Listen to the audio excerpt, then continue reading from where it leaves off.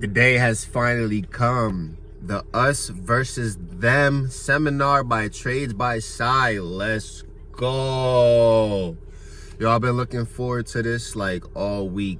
Like if you know me, you know me. I've been posting on my social medias, Us versus Them, Us versus Them. Posting my day trading receipts and stuff like that. But yeah, we're about to be on the way to NYC. About to pick up my boy Jay first, get some air in the tires, get some snacks, some drinks, and then we're gonna be on the way. So hopefully you guys enjoy the ride there. Yeah, let's get this video going, man. Let's go. Hey, shout out my nigga Draco. I put codeine in my cup, then I feel numb. That bitch.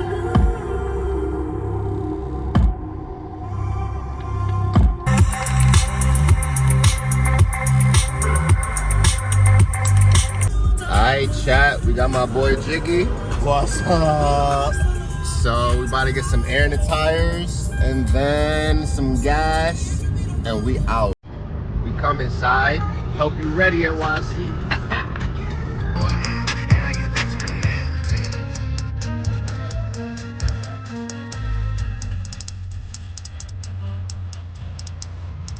Yo, if you know, well, you don't know, but I just moved and I needed an ashtray. Ziggy just found the ashtray. Right there. Nigga, what? Thank you, Jiggy. You're welcome. Good looking, Jiggy. Let's get this air in the tires. 15 $3 gallons is crazy. That's sad. And we put in another 10 in. Yes, we put in another 10 in, so that would be 25 gas.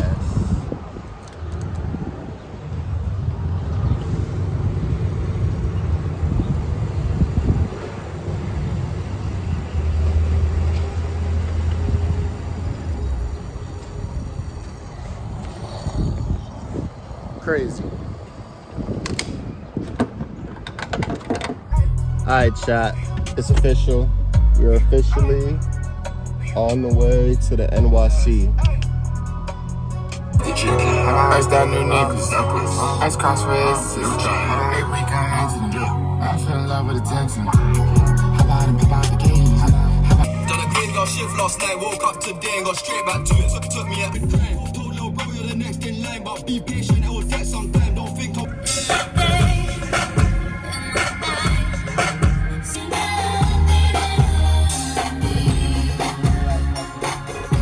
38 miles. Oh. Yep, we on the road for 38 miles, chat. Enjoy the scene, I guess. The vibes, you know. Enjoy the vibes. Don't let you niggas have it. Stuck in my ways, think I need to change my habits. Bitches say I'm angry, they can kiss my ass. I woke up to like 99 missed calls. That's like 99 people are probably pissed off. Oh yeah. And you bitches.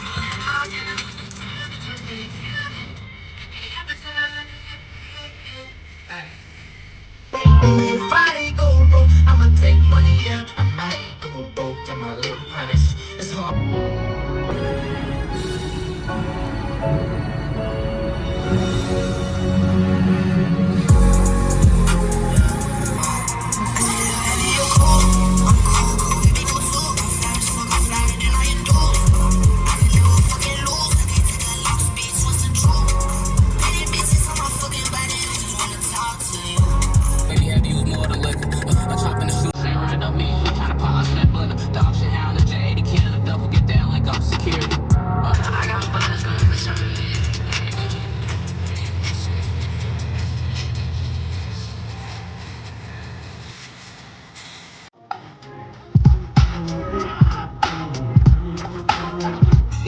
Like canary, my diamond, they wet just like lemon. Ocean, my neck, and this shit like Pacific. I learned my bitch with fat ass and titties. No, Uzi, not too specific. Do a bitch like Joel and B.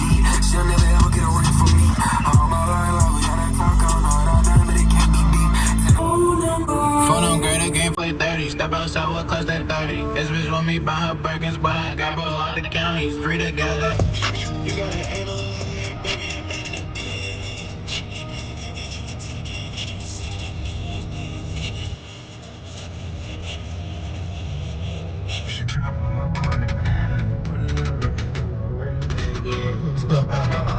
Somebody garbage in the middle of the road? That is crazy. That's probably why we was in all that traffic. Let's see if we get there fast now, Yeah, get the fuck on my face. Fuck first night, then it can't be fake. 100,000 the trash in the place. Born from housing the massive estates. More that they call. Mom keeps calling, the jails keep knowledge. I thought that my life would be over for college. I thought I smoking on that cat piss. Swerving through traffic, listening to trap shit. My windows ain't tinted, so niggas notice me. Four braids, empty fitted, yeah, niggas notice me. Ain't nothing like you, I love lean. I love being. What you bet you want it locked?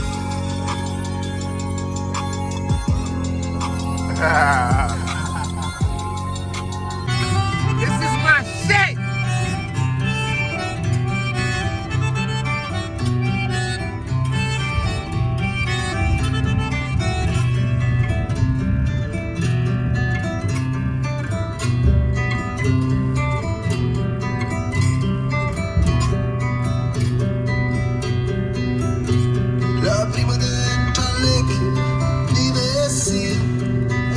Real shit, don't know what's up to the niggas. You know what you know, all fuck with you niggas. Gotta keep clapping to everybody there on they side. We ain't collecting nothing from niggas. Niggas be constantly selling them orders for the low. I ain't finna. Alright, I'm gonna charge my phone because it's already losing battery. But yeah, I'm gonna charge my phone and we'll get some more tips when we get close. And yeah. Brokers treating us like royalty. Got us for 5,000 off the door. You little niggas can't keep up with the score. Cash out on the Alright, chat, we here. We had to park somewhere down there because there's no parking over here. But we're about to get on this B train and then go to the very central of the city, you know what I'm saying? And probably get some food, head to the event area for a little bit, linger around, see what's around there. But we're about to hop on this train because we don't want to miss it, so yeah.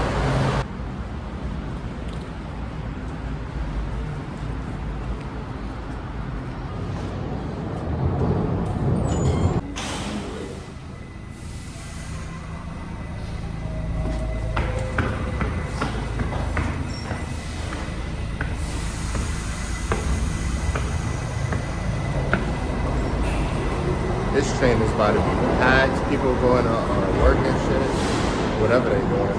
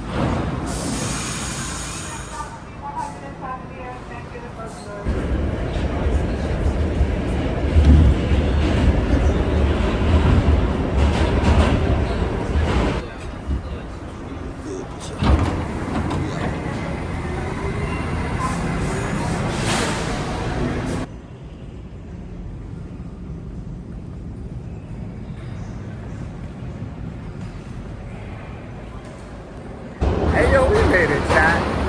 We made it. We outside. If y'all recognize this from the last video.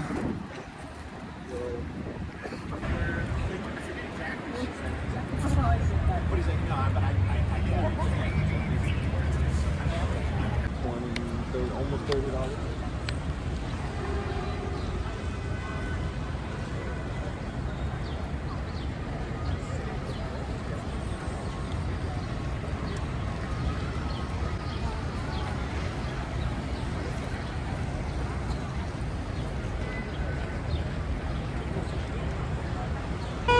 So we got some time to kill, so we decided to go to the Diamond District. Yo, the Diamond District makes me so happy. I like looking at diamonds and stuff. Soon cop a pair of grills, perm cut, you know what I'm saying? 808s, 8 on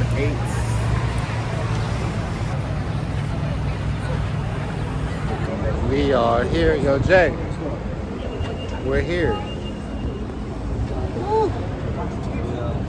What's up, big bro? What's going on? I'm just looking. Well, filming. All right, what you filming for? What? Documentary or for YouTube, content? YouTube. Content? Yes, sir. So what's up? 6th Avenue Luxury. 6th Avenue Luxury? Let's go get it. Buy, sell, trade, whatever you want to do. Top dollar for your merchandise. Yes, sir. You heard them. They buy, they sell, they got it. What's your name? Sal, Sal? come see me. Nice to meet you, brother. Pleasure. Ruby.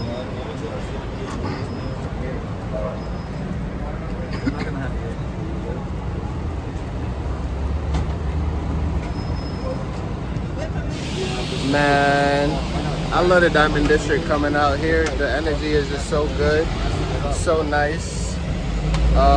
We're gonna go check out tracks.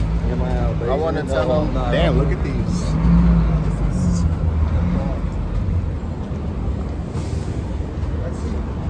Beautiful. But yeah, gonna go check out tracks NYC now.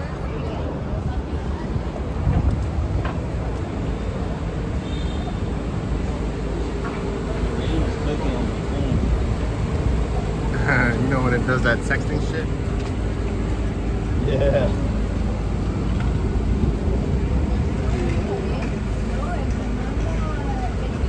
Que no puede estarte contestando las llamadas.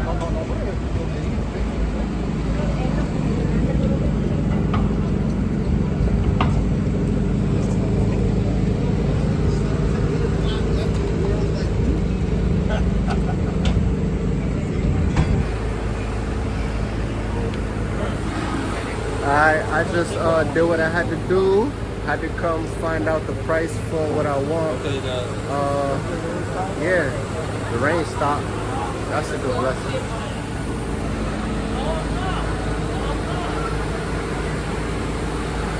Now we're gonna get some food. Let's go get some food.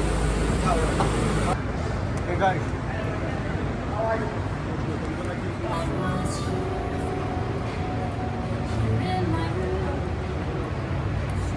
Time to start the day, yeah. Can't you get laid on nobody fine every night, every day. Nothing fuck about what I'm say.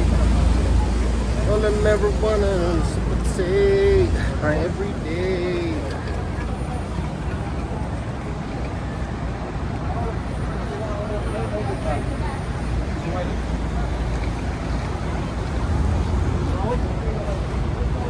Every night, every day, every night. Mandatory Raising Cane strip. Mandatory Raising Cane strip. Incoming. I'm not gonna do too much filming in there, but I will film a little bit because the music, it's kind of hard to film in there and not get copyrighted. So we'll do what I can. We had to walk the wrong way, but now we're in the right way.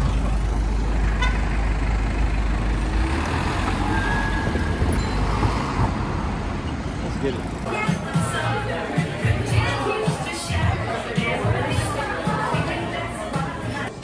Different scenery last time we sat down over there. Now we're in like the main area.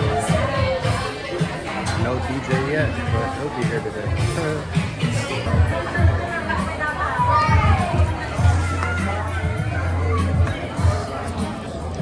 The bag has arrived.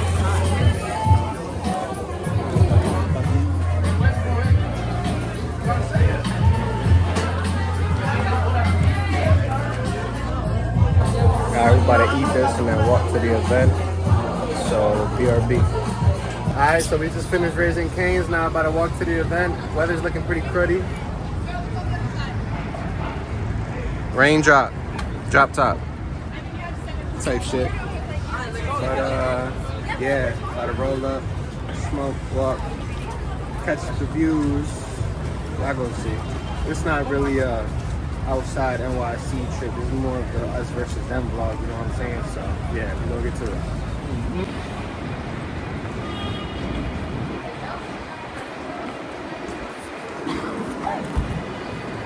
Rain, go away, please.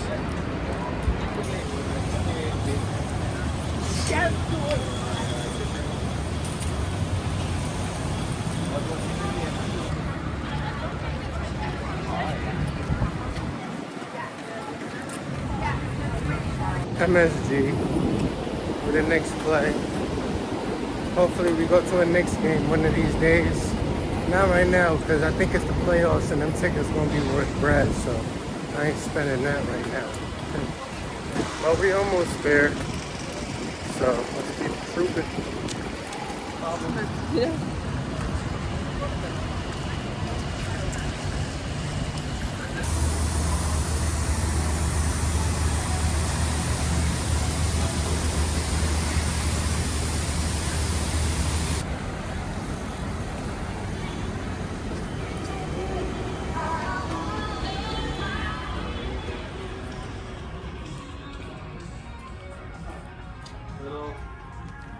Hello. How you doing?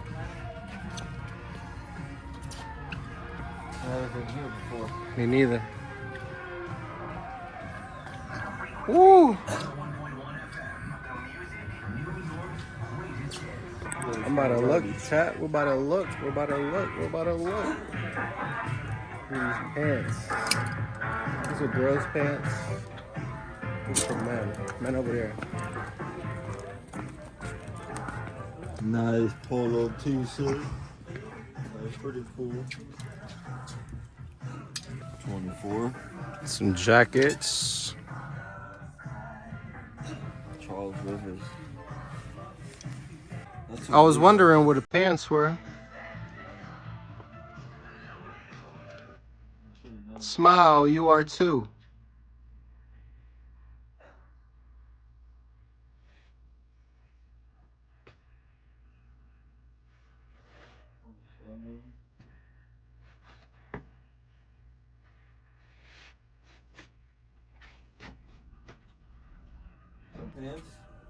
All right, we found the pants. Let's see if they have any good stuff.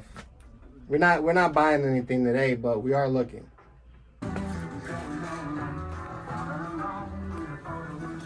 Raf Simmons on the feet. You never know what you could find here. Raf Simmons. And they go with the fit. Some other joke. I ain't gonna cap. If these are still here, I'll cop these soon. Yeah, once you get the best. That was cool. Little vintage pop up. All right, now we on the way to the spot. We got like one more block to go. So we here, gang. We here. Side, we coming. I'm coming. This shit gonna be lit.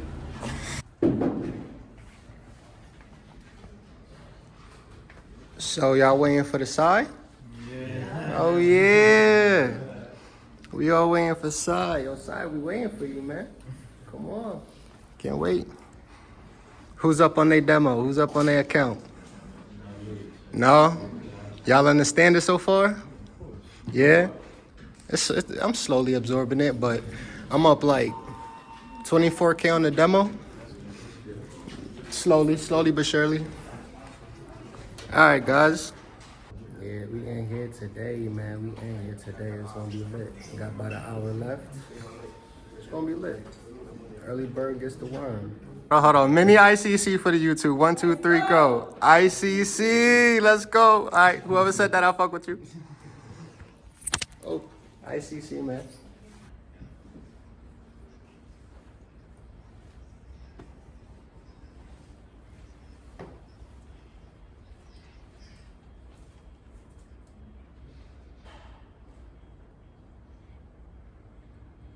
This shit's so, not really.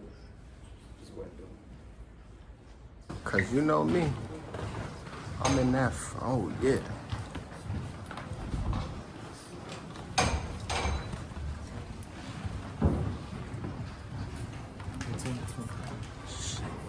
Shit, I'm up top. Up top with it. Nigga, I don't give a damn. Nigga.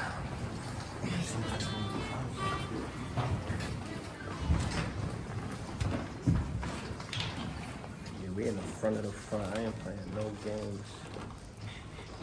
Yeah.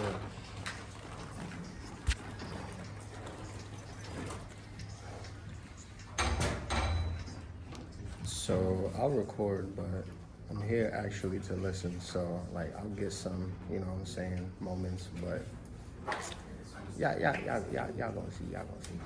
More people flooding in. More people than the last time. A lot more people came in.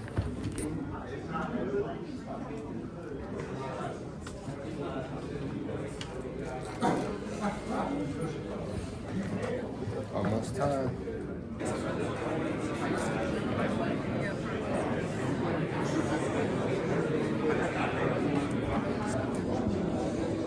Now it's really a lot of people here. People standing up. Crazy. Should be starting any minute now. So, hopefully.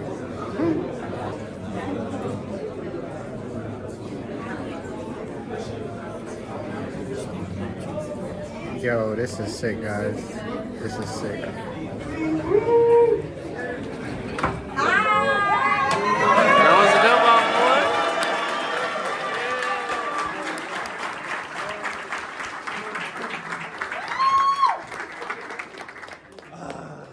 Let's get it going.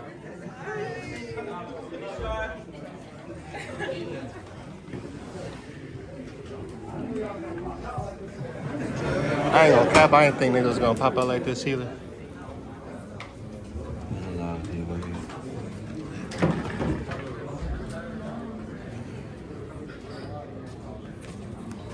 Getting ready, he's in the spot.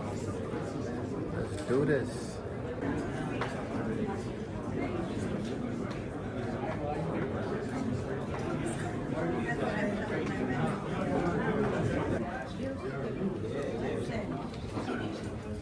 Alright, so we have a small problem. But I fixed it, but I didn't fix it, but I fixed it.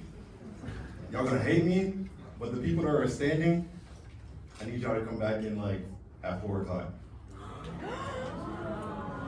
It's the best, it's the only way. Cause they said that, so when I RSVP, or like when I was looking at the RSVP, I got a room for like 200. I think we got like 1,000, and then out of nowhere, we are like at 2,000 RSVPs on a Tuesday. On a Tuesday, it's crazy. On a Tuesday. But the best thing I could do, they have a place, but it's like 20 minutes from here, and I know y'all not trying to do all that. So what I can do is split the sessions up. And for the people that are sitting down, we do 2 to 4, and then for the people that are standing up, we'll do 4 to 6. That's the best thing I can do for you guys. I'm jacking it. Jacking it? Jacking it. They don't got a bigger room for you? They got a bigger room in the building? I'm in New York. Y'all got these tiny ass buildings. So it's the best thing I can And do. they're not allowed to sit in the floor here? They said that safety reasons we can't. But I mean, y'all can probably try something. Grab a shorty, sit on the lap.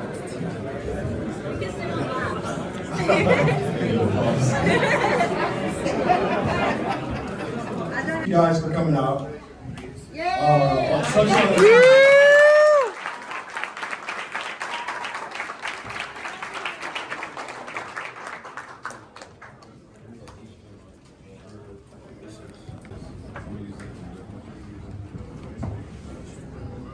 Alright, first and foremost, thank you for coming out. I pretty much do these events. I try to do these pretty much every year. The reason why I do this is because when I started trading 4 years ago, there wasn't really much education out there, and that was like during the IML time too as well. So it was like the whole like forex scams and all that other shit that was going on. And now to today, it's gotten worse where you pretty much can't even get education when it comes to trading at all without having to pay $500 here, $5,000 here, or signals, or some mentorship, or whatever the case might be. And 9 times out of 10, the people that mentor people in trading barely are good themselves. I'm not saying I'm the best, but I know what I'm talking about by just simple price action and market structure. Very humble. So, with this being said, this whole tour is just based around us as a community, because that's what I like to build. I build communities. It's something that I have a passion for because I feel like this world is too much of ego and everybody wants to be solo and do their own thing, of course. But if you ever notice, the people that grow the strongest and that grow the most are people that are together and united. Like, if you think about it, if we use 50% of our brain and all of us in a room come together, we're using twice as much as one person would. So why not bring everybody together and put everybody in the same room so they can grow together and we all can grow together? Because I might know something that you might know or not know, and you might know something that I don't know. Or just experience in general. Experiences go a long way. I'm really big on, one second. Always shine more than just the seams of a person. Once again, I'm big on experiences and just life in general, because life will teach you more than anything and everything. Same way with trading. You won't really, like, it's hard to really teach somebody like how to become a better trader because you have to go through certain things in order to really understand it. Like, I can sit up here all day and tell you, like, do this, do that, but you're not really gonna understand it. It's not really gonna process to you until you actually go through it. I've been through so many trials and tribulations when it came to trading at a very short period of time because I was really eager to fix my mistakes really fast. But even then, we might be different people, and you might take 3 years to even get out of one bad habit or one bad problem that you do in the market or even in life. Because really, when I first started trading, I didn't talk this way. I didn't act this way. I wasn't disciplined at all. I was using all my money that I got from my checks on DoorDash and Amazon, so I wasn't disciplined. It was a lot of things that I just didn't have that I have now, and it's easier to share it to you guys, and you guys take it and run with it, or you might just sit up here and just not listen to it at all, whatever the case might be. But I would rather do that and give it to my community instead of being that guy that's just like gatekeeping a piece of information that could possibly change somebody's life, right? If how I got into trading, somebody told me when I was working fast food, I asked this lady, what does she do for a living? She told me she day traded. Imagine if she didn't tell me at all, right? You see how that small little, sentence that she gave me about her trading changed my entire life? I think the same way about pretty much anything else. Like, I could say something in this room right now and it change your entire life for the rest of your life. And I'd rather I do that to you guys and change your life by that way than me saying, oh, in order to get this piece of information, you got to pay me X amount of dollars. And you may or may not get the information you're looking for, right? I don't know what information you're looking for. I'm just up here speaking my, experiences, the way that I think, my mindset, my psychology behind things, and you may or may not walk away with some type of information. And that's how information is supposed to be given. You go into a library, you don't know what you're gonna read. You can see a book, you don't know what's gonna be in the book. But you have the book, you have the knowledge, you can go in the book and read it, and you may or may not take something out of it. And that's how I think. So, with this being said, I'm actually so shocked right now. On a Tuesday? Damn!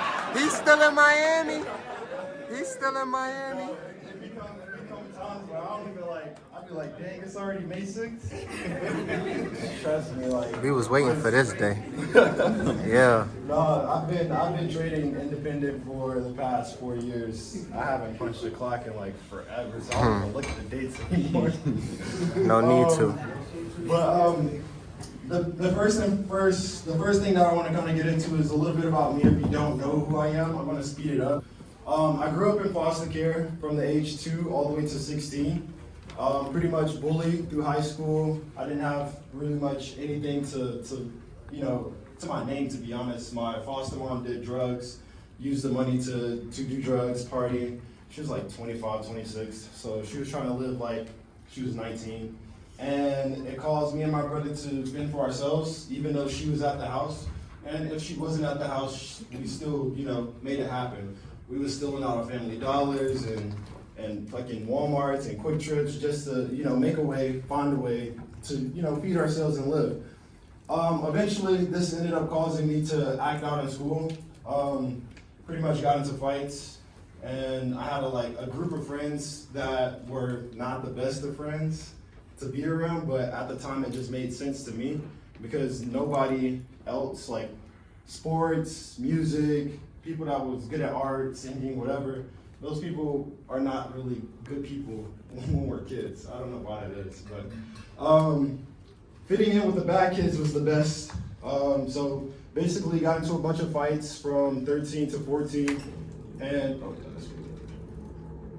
got into a bunch of fights, and eventually I got on probation, which then I ended up breaking, and then they sent me to juvenile from 13 all the way to 15. At 15 years old, I finally got out after serving just like a year and a half in juvenile. And when I got out, I kind of had like a different change of heart, sort of, kind of, but not like how I am now. But I was like, okay, I'm gonna get a job, I'm gonna do what's right, I'm gonna try to make some money, see what happens there. Because by this point, I couldn't go back to school in the county I was in. And my foster mom wasn't gonna move, according to what she was saying. So pretty much, this all happened, and I just remember coming home one day, and the whole house was cleared out. My foster mom left me like pretty much stranded alone in Atlanta, Georgia by myself. And I have no friends, I have no family at this time. I didn't know my biological mom or dad at the time either. And it pretty much left me in Georgia by myself. So what I did was I picked up 2 fast food jobs in order to stay off the streets, because that was the last thing I wanted to do, was go back to juvenile or do something illegal or whatever the case might be. And I'm not saying I'm a criminal and I don't want to be a thug or anything, but I was gonna get it however I had to get it. But I thought the best way was to get 2 jobs and work as much as possible to stay out of the streets. So I worked at McDonald's, and then I worked at Taco Bell, which were fairly close to each other, so it worked out in my favor. I did this for 8 months, was drained because I had the plan, but I didn't have like a direction of what I was doing with the plan.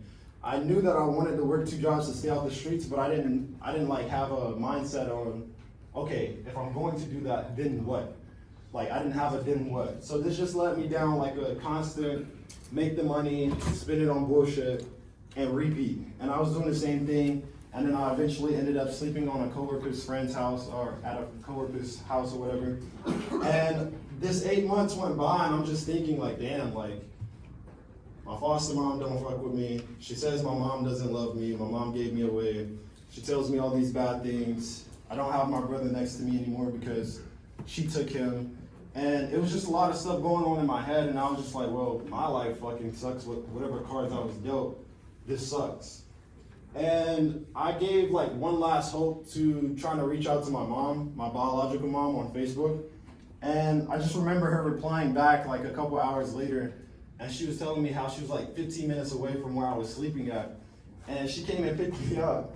And it was just like, I didn't know what exactly was going on. Like, it kind of felt like a dream, but it was like seeing my mom after like damn near 16 years now, and just being like this is like a start. It felt like my life kind of like restarted. And something in me just like was telling me like, all right, this is like your fresh start. Where are you gonna start? Like, what are you gonna do from here? And I basically try to pick up anything and everything that I could find on the internet. I tried drop shipping, I've tried YouTube automations, I've tried some of everything, TikToks. And nothing really clicked with me, so I just kind of went back to working fast food. And that's when I stumbled upon working at this Crystals, they call it White Castle. But I don't know if y'all have that out here, do you? Yeah, so this place was on the worst block in Atlanta, Georgia you could ever, like, it was bad. It was on Cleveland Ave, if anybody know about that. But I've seen some of everything, and once again, I'm not a thug or anything, but boy, I've seen some things that make you, like, rethink life. But y'all live in New York, y'all probably seen way crazy. Y'all seen crazy shit every day. Oh, do you know? Connecticut in the house. New Jersey. Connecticut. That's close. Yeah, but still. But yeah, I mean, all that happens and I'm just like, damn, this like, I mean, fresh start, but it feels like I'm back to like going, it just felt like I was going back down again a little bit. Emotionally and physically or psychologically, I just felt like I was like stuck. And then one day, the lady came through the drive-thru and she had a really nice car. Her boyfriend had like really nice outfit on with chains and stuff on. So I just, for some reason, like I just remember, I've never asked the question before, but I just asked her. I was like, what do you do for a living? She told me about trading and she was telling me like when I turn 18, get into it, try it. If you like it, keep going with it. I was like, okay, I took it. And fast forward through all this, I ended up trying out trading. I put like $5 in, and I just remember placing like some random trade on Webull, some random, and I made like a penny. I was like, oh shit, I just made 1 penny off of this. And in my head, the first thing that I was thinking was, okay, if I put $5 in, if I put 500, how much could I make? And I didn't know, like, and mind you, like, I grew up through, like, no internet. Like, we had no internet, no Wi-Fi. We couldn't watch movies. We couldn't go outside. Like, my foster mom kept us inside, like, prisoners. So it was more of, like, I didn't really know that there was an outside world other than, like, working fast food. And I thought everybody did fast food jobs and office jobs, to be honest. That's how, like, my brain was, like, trapped. So seeing this was like so unbelievable to me because I was like, I didn't have to like put a burger and wrap it up. I didn't have to do that to make a penny. So in my head, I'm like, well, shit, if I put 500, how could I make money? Or how can I make more money? Or how much money can I make? And at that time, I didn't know that trading was a thing where you could be right and you could be wrong. So I just remember placing that $500 in, and I still remember losing all of it the same day. And I was just like, well, I figured out that you can lose money in this. And at that point in my life, I think the biggest thing that was in me was like, okay, if I know I can make money and I can lose money, how do I get better at making more money? Or how do I get better at making money? And pretty much this is what everybody probably goes through in the beginning is like trading can make money and this is what I want to do, so let me see how much money I can run up. But it's like my mind now is more fixated on how can I be more right than wrong, because if I'm more right than wrong, then I'm always going to make money regardless of the fact. And in the beginning, I was so fixated on that penny that I made and trying to make more that I wasn't even caring about like how to be right, if that makes sense. Does that make sense to you? Like I was more fixated on like, all right, if I just press buy and hold until I see $3 and close out, then I'm good, I made $3. Instead of, okay, I see the market is going this direction, let me wait so I can get in and enter and get out at this point so that way I can make money. Does it make sense? All right, we're good? Yeah. So that is pretty much my whole story of pretty much getting into trading, and just pretty much a little bit of background about me, because a lot of people don't know me, especially on the internet. People think they know me, but they don't know me.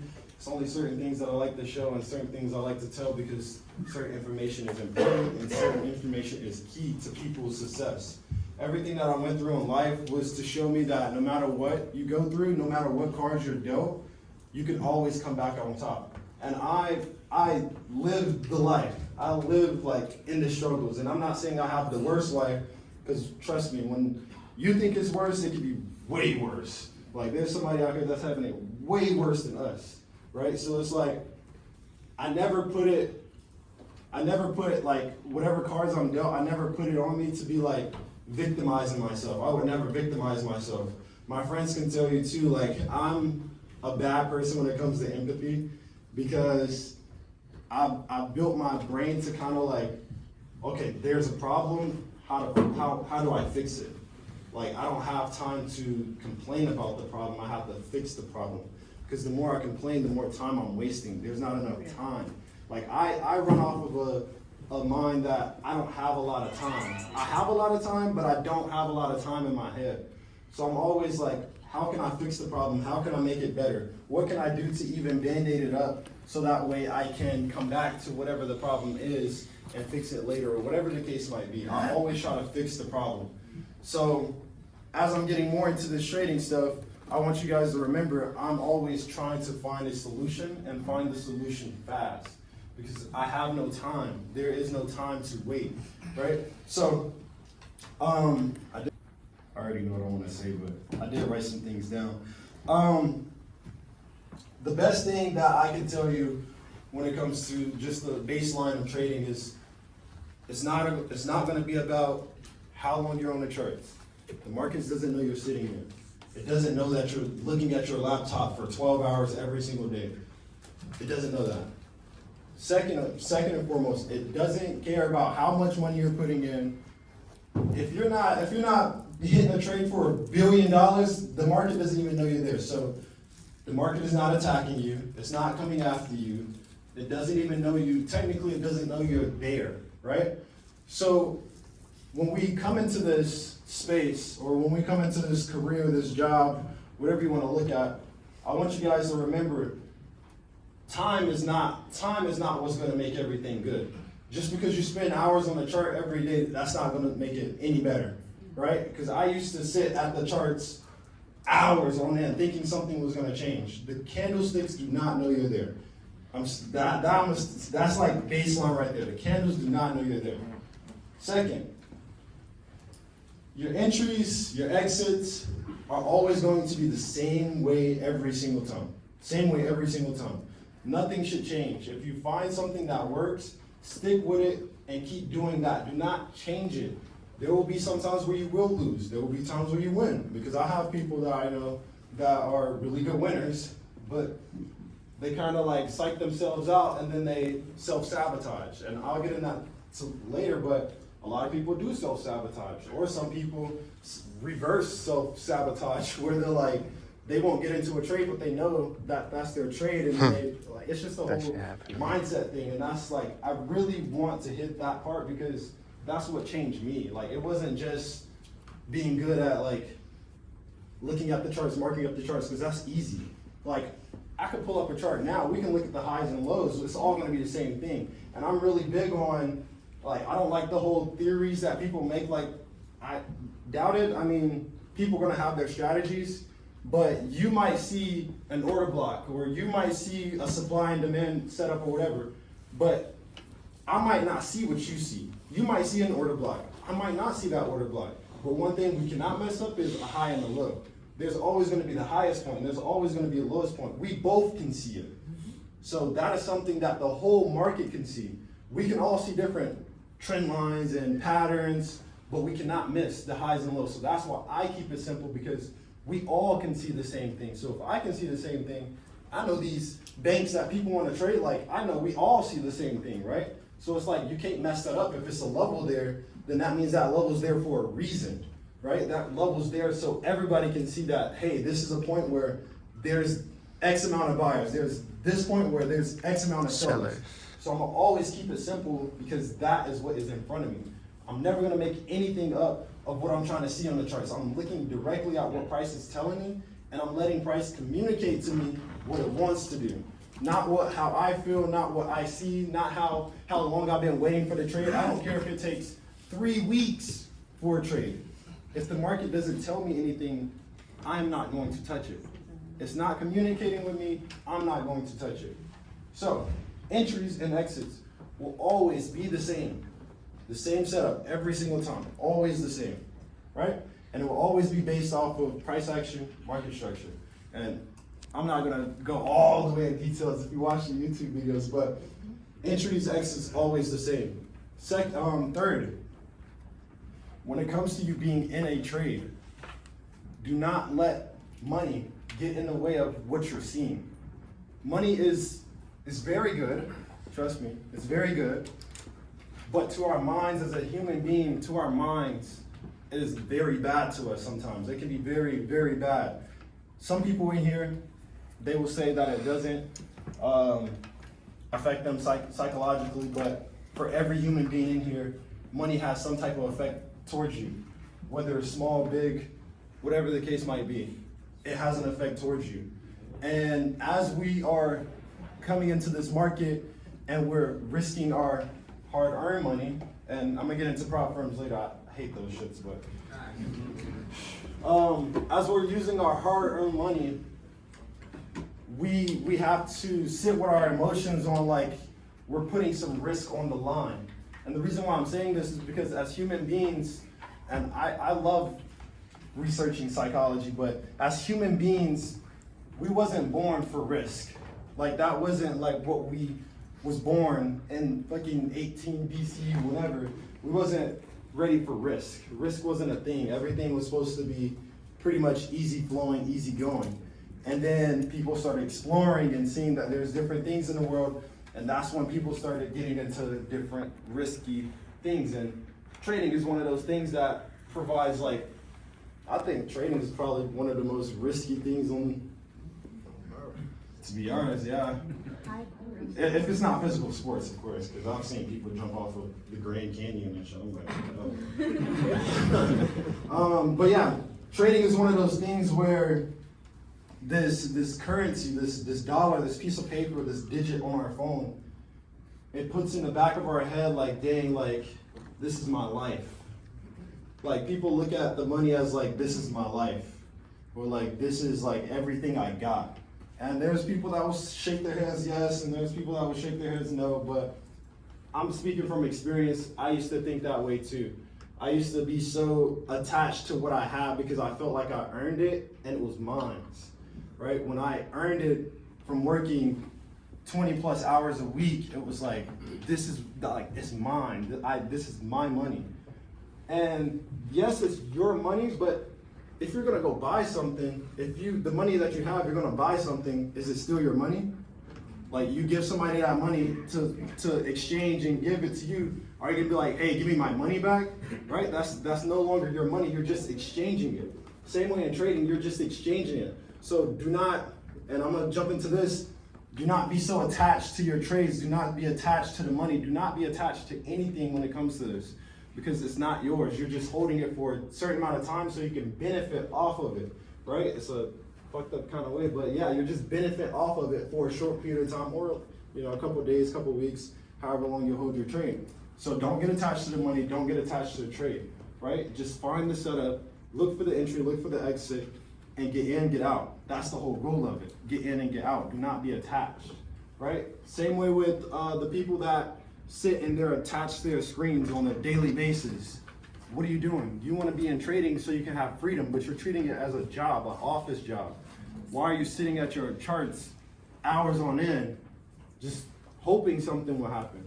That's what alerts are for, right? Alerts are there to utilize, right? You have to utilize everything that you have in front of you, because to be honest, I personally don't think trading is, I wouldn't say it's easy, but I wouldn't say it's that hard either. Like, if you because I'm really big on like letting the markets tell me what it wants to do. Like, and I probably say this 1,000 times, but the market is really going to tell you what it wants to do. Like, especially on the higher time frames. Smaller time frames, I used to trade that when I was first starting, but eventually I got out of it once I started to see that, like, hey, if I just zoom back, I pretty much missed like something I could have held like for like 2 days, and I would have been good for 3 weeks. Like, that's how I think. I want to be in a trade where I can make money and then don't have to trade for the next couple of days.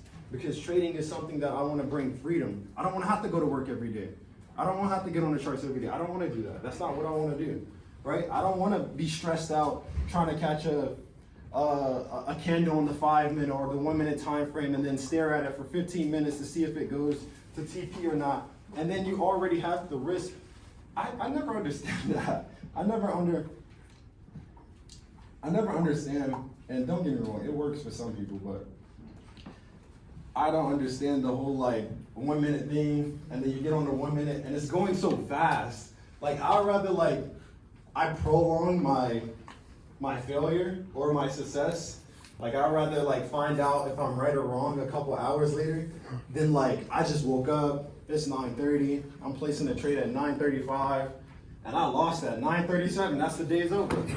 I'm pissed as fuck, bro. I was so mad. So I would rather enter a trade at 9:30, and then it goes on 2 o'clock in the afternoon, and I lost. And I'm like, because by that time I wouldn't be like, because like as a human being, I'm still attached. Like I still kind of have feelings towards it, but I would like to give my brain some time to process what's going on. Like, there's only so much you can process in a couple of minutes, right? There's only so much you can process. And it's the same way with pretty much the whole market. Like, how are you going to tell me what the trend is and you're looking on the 5-minute time frame, you're going to tell me the trend for the next 3 days? How does that work? You don't even know what's going on. There's nothing to process. Everything is happening so fast. Your brain cannot do that, right? It takes a human brain to learn something. It takes 3 days. 3 days minimum. To learn something, like to learn something brand new and really like kind of grasp what's going on, it takes you 3 days. And you have to really sit with that too. When it comes to even, I want to tell you this, when it comes to watching videos, YouTube videos, you're really supposed to watch one YouTube video, give it 3 days, you can watch it back to back 3 times so your brain can fully process that one video. Because it takes the human brain 3 to 5 days to really process something. So when you're bringing in all this information at one time, your brain doesn't have time to really process what's going on, which is why when it comes to trading on the higher time frames and stuff, you can kind of see what's going on, but you have so much time, there's so much room, because it takes what? 4 hours for one candle to print, 1 hour for one candle to print. So you have time. There's going to be 24 candles, or there's going to be, what, 6 candles? Six candles. That's a lot of time. Compared to the 1 minute candle where you're trading, you're seeing like 300 candles. How can you process that, right? How can you really process that? So I'm really big on teaching the higher time frame, really big on teaching just pure market structure and letting the markets communicate with you, right? And once again, back to that communication part, and also to tag it on with what I just said, if you have a friend or a partner, boyfriend, girlfriend, husband, wife, and you are having a conversation, right? It could be heated, it could be wholesome, whatever the case might be. If you're having a conversation, right, it takes you time to process what this person is saying before you give them a response, or before you give them some type of feedback to what they're saying. So it's the same way with the markets. The markets is going to come to you, it's going to communicate to you, it's going to give you time to process that information, right? That's the indication, that's the correction. It's giving you time to process what's going on. And then when you're ready to react, or when it's ready to, or when it's coming back for your response, like it's gonna say, hey, yada yada, I'm gonna be bullish this week, boom, here's the signs. And then it's gonna come back to you, and it's gonna be like, are you ready? Right? I'm gonna move, are you ready? And then that is when you respond. That is how you should properly trade. That's how it should be. A lot of people don't teach you. It's more like fast money this, fast money that, but it's like, I would rather wait, because like even my trades, it looked like I'm trading probably 30 times a day, but then when you look back at it, it's like, damn, he only traded 5 times this month. But it looks so crazy because the market is moving so fast, but it's moving slow at the same time. I don't know how to like fully explain it, because if you zoom out, or like look at yeah, there's nothing even going on for me. Or matter of fact, yeah, look at the past 3 days, 2 days, right? The markets look like it wasn't doing much, but then out of nowhere, boom, it's going super fast. I knew that shit was But on the higher time frame, it's just really moving really slow. It's moving slow, but it looks like everything's happening so fast, right? So, but to avoid all that is to being able to process before anything even happens. Listen to what the market is saying, and then being on the same accord, so that way when things are going to, you know, whatever the case might be, when everything is going to plan, you're not freaking out, or you're not stressed out about trying to be into the trade or out of the trade, or whatever the case might be, because a lot of people don't understand, but it's really your emotions, because I've seen a lot. I see DMs all the time where they're like, price will move like 2 points. And they're like, oh my God, it's selling off. It's like, this is the end of the world. Like, sorry, what do I do? What do you do? Like, I don't control the markets, and people be asking me like, what do I do if it sells off? Like, should I sell my house? Or like, I'm like, bro, what are you talking about? I mean, funny story. I've met. And we can jump into the prop firm stuff, and then I'm gonna get to what I have written down. But I knew this. Like, I didn't know her, but she DM'd me one day, some random lady, and I just remember just like having to like see it. And she was telling me her story about how she was like been trading for like a month or so, or 2 months or so, and she was trying this prop firm, and the accounts was like, I think it was like $20, $30. And she was like, yeah, I just keep buying these accounts, but I keep blowing them, I don't know what's going on. I just blew one right now. But it's okay, because this is my 70th account this week. But it's only $30. She got money. I ain't gonna lie, 70 accounts. But that's reality. That's somebody's reality. Somebody keeps buying accounts and buying accounts, which is why I don't like it. I mean, it works for some people. I'm not against it completely if that's what you want to do, but I'm really big on hard work, because like when you work hard, you make sure that everything that you do has a plan towards it, and it is meaningful, right? Everything you do is, hey, I know exactly what I'm doing. I know exactly why I'm doing it. This is my decision. I'm standing on it, right? I feel like you hold more of like a, I don't even know the word for it. You hold more of like you have like more of a stern decision when it comes to using your own capital versus something that this lady, she's like, okay, it's cool. I'll just buy another one. It's only $30, right? It's like, it's just like a McDonald's meal. It's just whatever. But I really don't like it. But if it works for you, it works for you. But I'm really big on like going out hustle, even if it takes you a couple of months, right? Because trading is not something you should be getting into with your last dollars. And I see people all the time. There's people that text me all the time saying, I'm gonna trade my last $100. And I've been down that route. And that is, you can make it, but it's very rare. Like, I won't even say rare. There's people out there that can definitely turn $100 into something, but it's mentally draining, is what I should say. It's mentally draining when you have no space, right? Your brain needs space to move. Your trades need space to move. Your account needs space to move. Do not put yourself in a tight corner. Think about every scenario when it comes to trading and a life experience type of thing. If you're trapped in a room and the walls are getting smaller and smaller, how are you going to have room to move around? You can't make any decisions when there's no room to move around. And the decisions that you are going to be irrational every single time, because what is going on? Risk, fear, some type of mental battle is hitting you now, and you're trying to face another problem. So you're going against, okay, my account is small, I can't risk that much, but then when I do place a trade, I got to be super careful in what I do, because I could lose my account on one trade because I'm trying to trade with $100, right? And it makes no sense. And I tell people all the time, I personally saved up $3,000, and it took me, I worked 2 jobs, so I will give that. I did work 2 jobs to save up all that money, but it took me almost a month and a half to do that. And I worked my ass off for it, but I wasn't gonna sit here and just go into the market and just blow that $3,000 for no reason. I came in with a plan. Okay, this is gonna be where I start at, and everything I do needs to make sense. There needs to be a plan every single time. There should be no reason why I'm in a trade. If you, let's put it this way, and this is why I love bringing people together, make a friend or something, but whenever you get into a trade, ask somebody or tell somebody to ask you, why are you in that trade? Get somebody to question you of why you're in that trade. Because 9 times out of 10, there's like this thing now where people are just getting into a trade just for the fun of it. And I used to be the same way too. Like, I used to get into trades all the time just because I wanted to be in something, right? It's that mindset of like, I know if I press buy or sell, I know if I look back in 15 minutes, I could be possibly in profit or not. That's that mindset.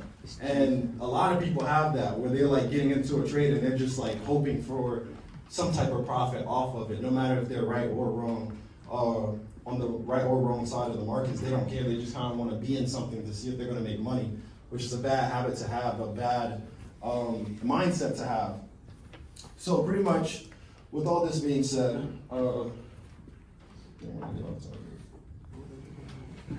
there's some psychological points that I want to kind of go over that I wrote down because I see a lot of people have problems with it.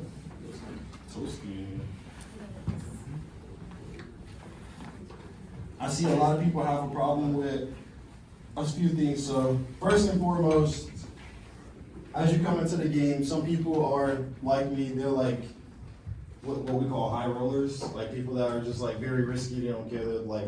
They're down for whatever, and they'll do whatever it takes to get to wherever. And it's a certain personality trait that you can have or even build for yourself. But you have some people that are very risky, some people that are not risky at all, or some people that haven't risked before, so they're pretty much new to it. So first and foremost, the first problem that you'll probably run into as like a beginner trader will be a hesitation to get into the trade, or a hesitation to even trade in the beginning. You have doubts about it, or you have some type of fear of losing money, or you might have fear of making money, so you're self-sabotaging yourself, or not thinking that you could be greater or even better than what you think you are, right? So the one way that I would tell people to fix this, or how to go about this mindset, is when it comes to trading, you have to understand that this is a risky game. People are always going to tell you that it's gambling, it's risky, or it's a scam, or this and that, whatever the case might be. But trading is only risky when you don't know what's going on. So your biggest thing that you need, so if I'm saying this, trading is risky when you don't know what's going on, the obvious answer to this solution is to what? Learn, exactly. Exactly. And the best way to know what's going on is to scale out and see what's around you. So let me put it this way. If I was standing, or if I was sitting just like in the middle of this crowd, right? And I was just sitting down. Let's say I was sitting down. And there's people all around me. How would I be able to tell you what's going on over here if I can't see anything, right? How can I tell you what's going on over here if I can't see anything, right? So once again, back to the smaller time frame thing, when there's so much going on, how can I really tell you what's going on overall? How can I get a bird's eye view of what's going on if I can't see what's around me, right? If I don't know what's going on around me. So right now, I can see everything. I can see the bigger picture. I can see everybody, right? If I want to look over here, I can see what's going on over here. But I can quickly see that, right? I don't have to get up, stand up, look around, try to find what's going on, find a scenario, whatever the case might be.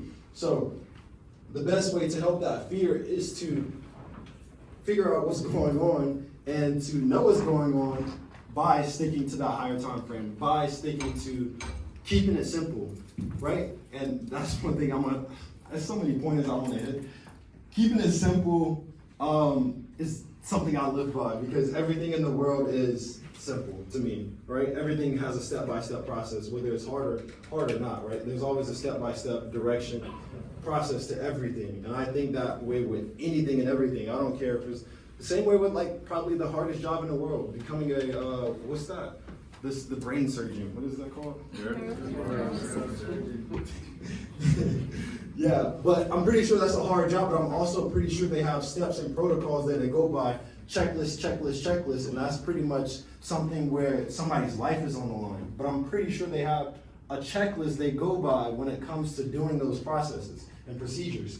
So when it comes to trading, I think in the same way, keeping it simple, but I also need to have a checklist of what's going on, or what I'm thinking, or how am I feeling throughout beginning my trade and also the ending of your trade. Because little do you know, the best results that you will get, or the best, I guess you can say, character development that you will get is from closing your trade, to be honest. It won't even be opening your trade, it'll be closing your trade, because when you're closing your trade, you're either taking a loss or you're taking a win. And it's how you take those things which is gonna lead you into your next setup. Because I'm teaching you guys not to just get one trade, hit lucky, and then make 5K, 10K, whatever. I want you guys to be doing this for years on end, right?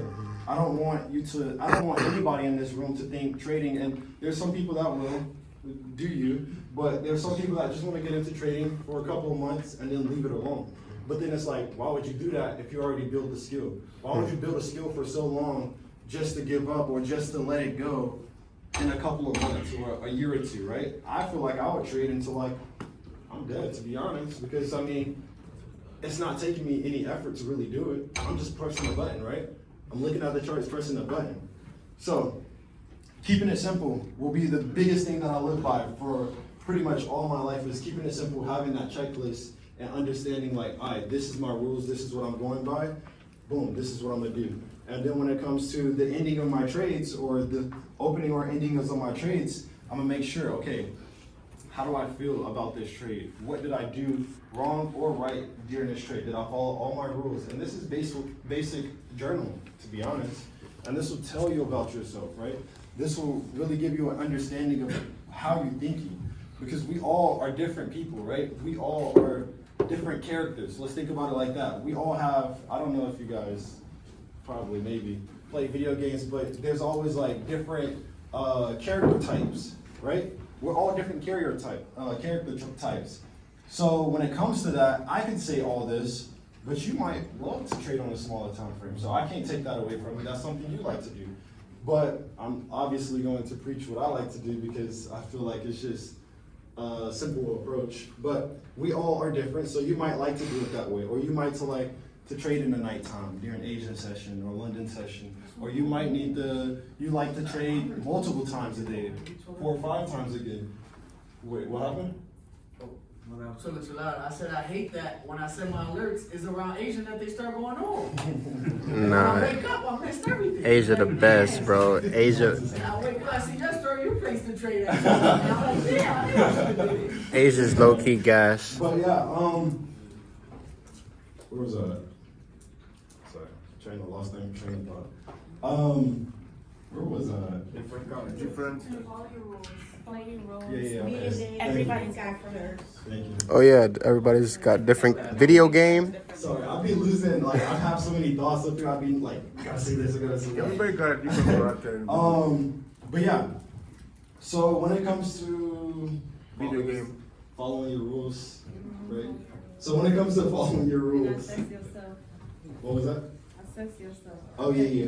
When it comes to following your rules, you have to make sure that everything you're doing is punctual, to be honest, punctual every single time. And the biggest thing that I would say, dang, I really lost it too. I was. Video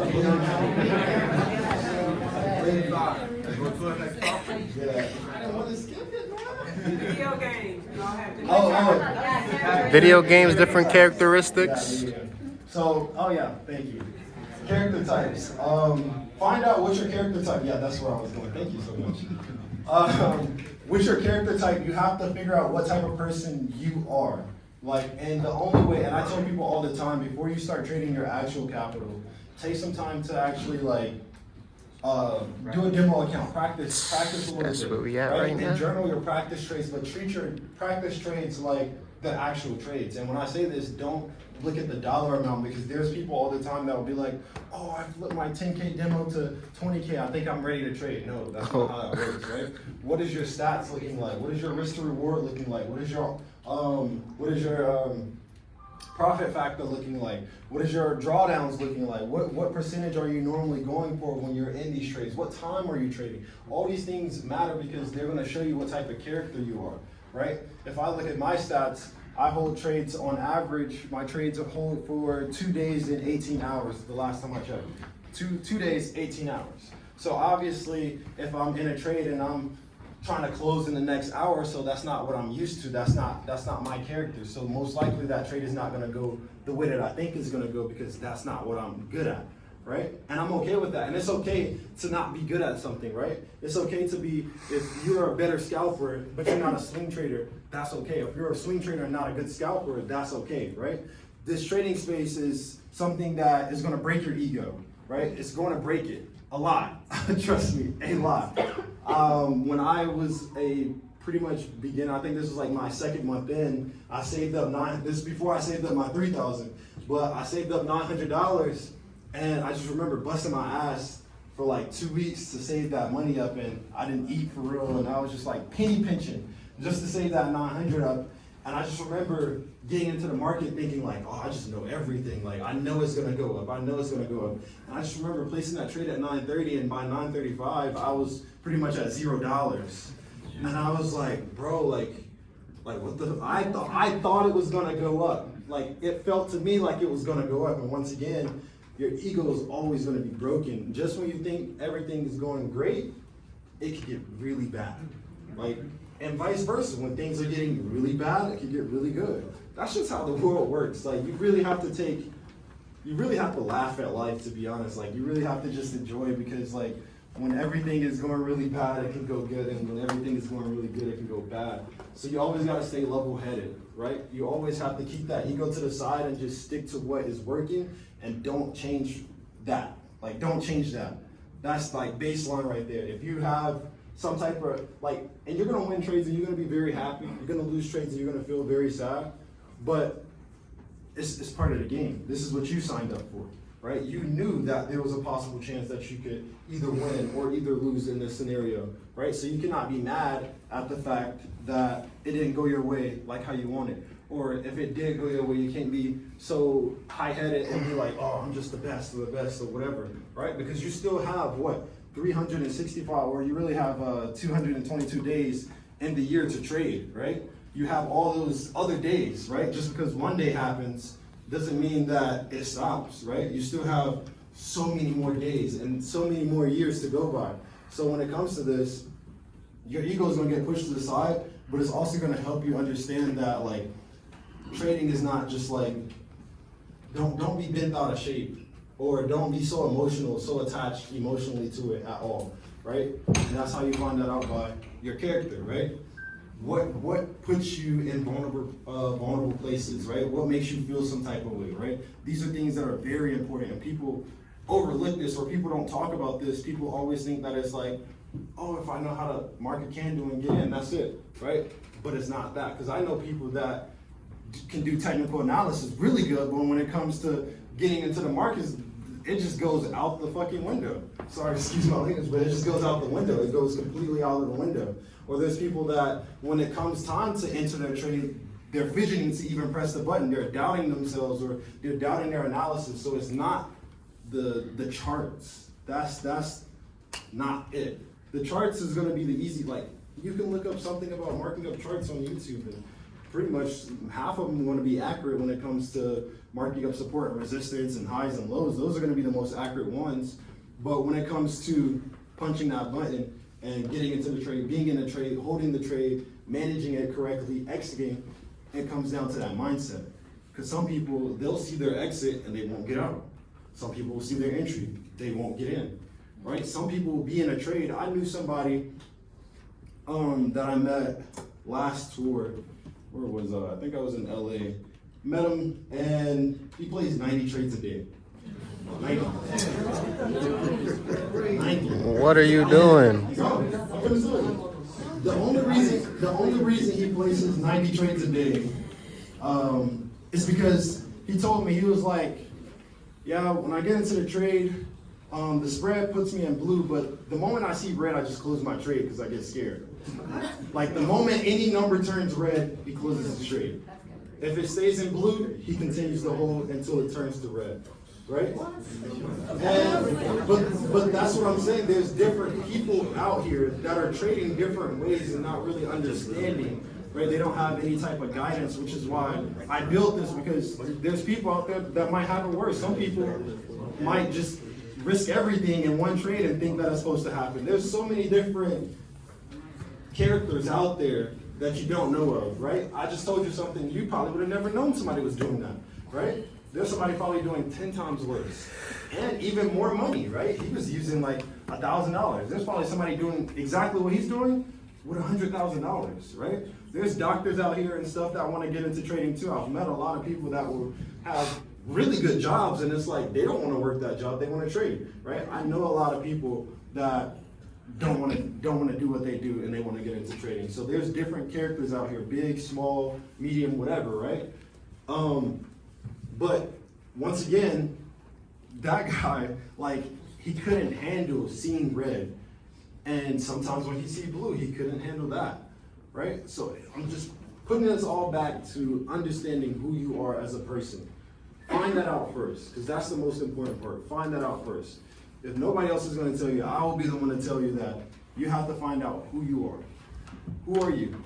Are you greedy? Are you selfless? Are you generous? Or like, are you very emotional? What type of person are you, right?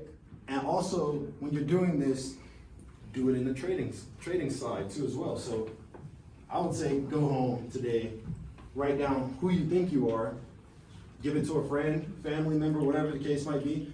Ask them, who do you think I am? Give me characteristics about what I am, what type of person I am, how I react to certain situations, right? Put yourself in a situation and mark out what would you do in that situation, right? That will tell you who you is as a human being, right? Because remember, as a human being, you're the human being trading, right? It's not like when you load into to trading view, it's not like you change into a whole different person, right? That's not how that works, right? You're still the same guy. You're still the same woman, right? So with that being said, find out who you are, right? And then once you do that, monitor your trading. Then you're gonna start to see that they're looking similar. And then that's when you figure out, what do I need to change about myself, right? What do I need to change about myself? And put your ego to the side. I have flaws. You have flaws. Be hard on yourself. I don't care if you mark up 20 flaws about yourself. If you have 20 flaws plus, oh well, you can always fix it. You can always become a better person, right? There's people out here that think they can't become a better person. And that's something I want to hit too. Like, I've grown up in situations where I could be stereotyped. I'm stereotyped every day. I have tattoos on my face and I'm black, right? So it's like, I'm stereotyped every day, but that doesn't mean I'm a bad person, or that doesn't mean that I'm a criminal or a thug or whatever the case might be. So when it comes to you, if you have flaws or if you have something about you that's not normal or not to the standards or not what you like or whatever the case might be, you can always fix it. You can always change your perspective. You can always change the narrative. You don't always have to put yourself in a tiny box and be like, well, I can't change this about myself because that's who I am. No, that's not the case. You can always fix yourself into whoever you want to be. That's the point, right? That's the point of living, becoming the best version of yourself, right? It's not about how people think about you, how people portray you. It's whatever you want to do and how you want to be better. You want to be the best janitor in the world and you want to build characteristics around that, go do that. That's what you want to do, right? So figure out who you are as a person.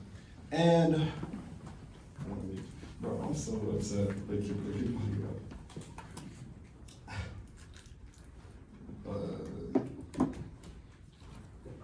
Damn, I ain't gonna lie. I don't know what the second group gonna be. I was like, I'm all out of ideas. Cause I ain't repeating this shit again. Alright, to jump back onto the topic again, though, because really, once again, trading is definitely about you, and I'm gonna keep saying it. So, when it comes to you figuring out who you are, as you're doing this, what characteristic, what behavior is costing you the most money? That's something that you need to make sure that you understand too. What is costing you the most money? And it doesn't have to, or let's put it this way, it doesn't have to be money. What characteristic, what flaw, what behavior in you is taking away the most energy? Let's put it that way. What's taking away the most energy, the most time, the most money, right? How can you fix that? So like I said, you already have your list of who you are. You already see exactly how you trade, how you think about trading, how you feel about trading, how you feel about your trades. You have that. Now, as we're working onto that, which one of these is a flaw to you? Or which one of these is hindering you in the long run or hindering you right now, right?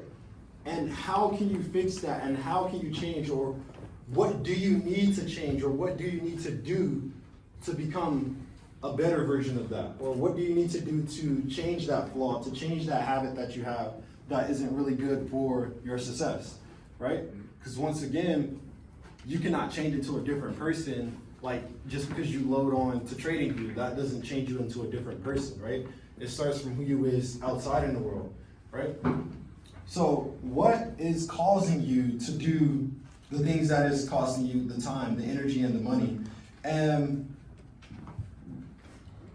I got some heat over here. And as you're doing this, do you even trust yourself to even change, right? Do you trust yourself enough to be hard on yourself, right? Because some people they get into a mindset where they feel like they can't change, or they don't know if they can or not, right? Or some people think they're big. But do you trust yourself enough to see your flaws and be like, hey, I can change this, right? I can do better than what I'm doing, right? Because one thing is, a lot of people, or how many people have been trading for a month? Raise your hand. Okay. Oh, it doesn't matter. It's just At the very least, or Yeah, at the least. Oh. 3 months. January, 6 February, months? March, April, May. 1 year? Okay. with or without your strategy? Just in general, just in general. 5 years or more. Damn. Okay, that's. You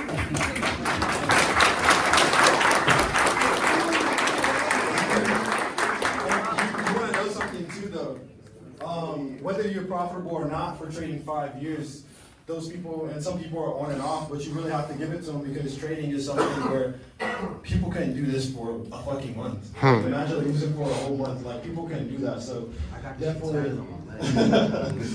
definitely applaud to them for trading that long, right? Like, imagine doing that and not seeing any success, or seeing a little bit and then it drops, and then you have a high month. And you know, like, it's always up and down sometimes when it comes to trading, especially like in the beginning, or trying to learn something, trying to understand something. And I can only imagine during the IML times and all that other shit, like, I can only imagine what people are going through then. So,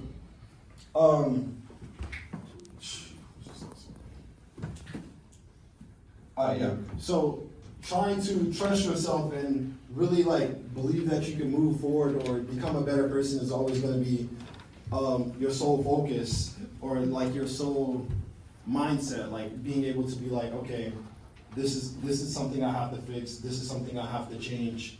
And as I'm changing, I'm okay with being wrong, or I'm okay with not being the best at it, or I'm okay with not always knowing the right answers, right? There's people that have been trading for this long, right? And they still make the same mistakes, right? They still make the same mistakes every single time. And you know the crazy thing is, we know exactly what to do, but we just don't do it. And that's not even and it goes back to what I'm saying. It's not like this whole like success thing is not about just the charts, right? The charts is the easy part. It's the fucking mindset to like understand, like, dang, this is exactly what I need to do, but I'm just not doing it, right? Like, and you have to break that. And it really comes from ego, to be honest. Like you know exactly what to do, but you think you're better than the program. You think you're the birthday.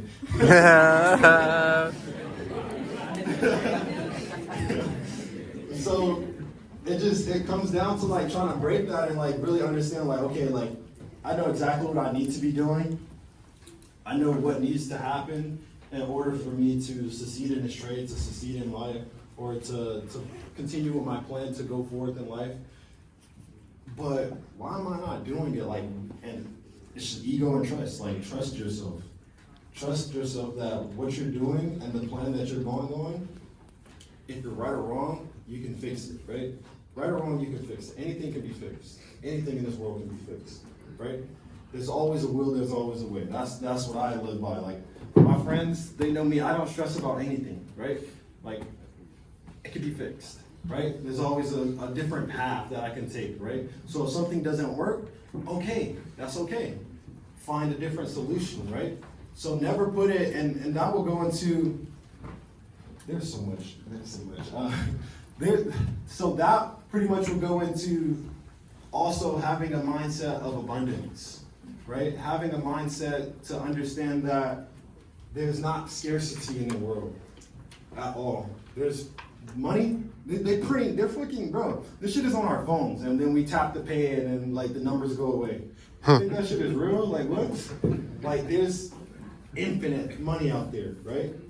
You can take that money, build houses. There could be infinite houses, right? There could be infinite jobs out there, all around the world, infinite things to do, right? So always, I live in a mindset of abundance.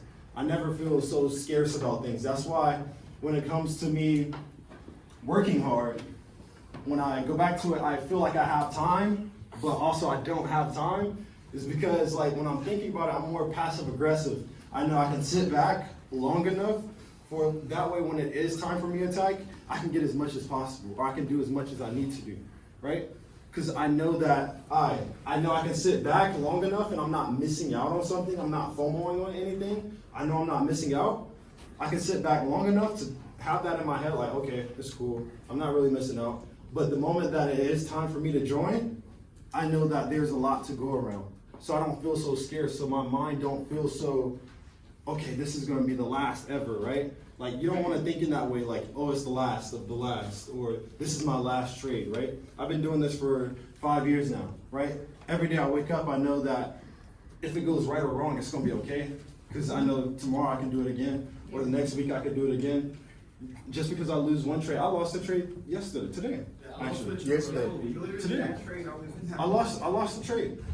In my brain, I'm like, damn, I mean, I lost. And it hurts worse when you're in, whatever you want to call me, influence or whatever. It hurts worse because you got people texting like, damn, your ass. Like, damn, bro. I get called all types of shit, bro, but it's cool, it's whatever. But you wake up in the next day and it's like, okay, new day, right? New time to trade. New plan, right? That plan didn't work. The way I trade right now, because I know my sell didn't work out, I can see that the time frame switched, and I know now that price is buying. So now I can shift my focus to that. So now I'm not so stressed out. Or I wasn't stressed out in general, but now it's like, put yourself in a predicament where you don't feel like anything is just one all be all, right? You don't want to feel like everything's so scarce. That's something that a lot of people in the beginning feel like it is, because that's why you trade so much, right? You trade so much because you feel like you got to grab as much as possible, but you only have a little bit of time, right? You don't want to feel that way. There's a lot of time, there's a lot of money to go around, there's a lot of things, right? Right? Right. There's a lot to go around. So get that out of your head. Lot to go around. Like abundance. Is that mine? This stuff's like, okay. What's on the mark it on this place? Y'all are lucky because Ricky don't want to repeat the CD. First come, first serve. Can we ask you questions? Yeah, Give me one Q&A. second. Give me one Still second. Q&A. I got you. Q&A with side. I have a big question up and down, actually. Alright, give me 1 second. Alright, cool. We're towards the end of the English, right? You the GOAT. Appreciate it. Alright. So I'm gonna say it from my standpoint, I think in, like I was saying, possibilities, right? There's endless possibilities, right? So when it comes to trading, I think in every scenario, every possibility, right? I think of, what if I was a buyer? What if I was a seller, right?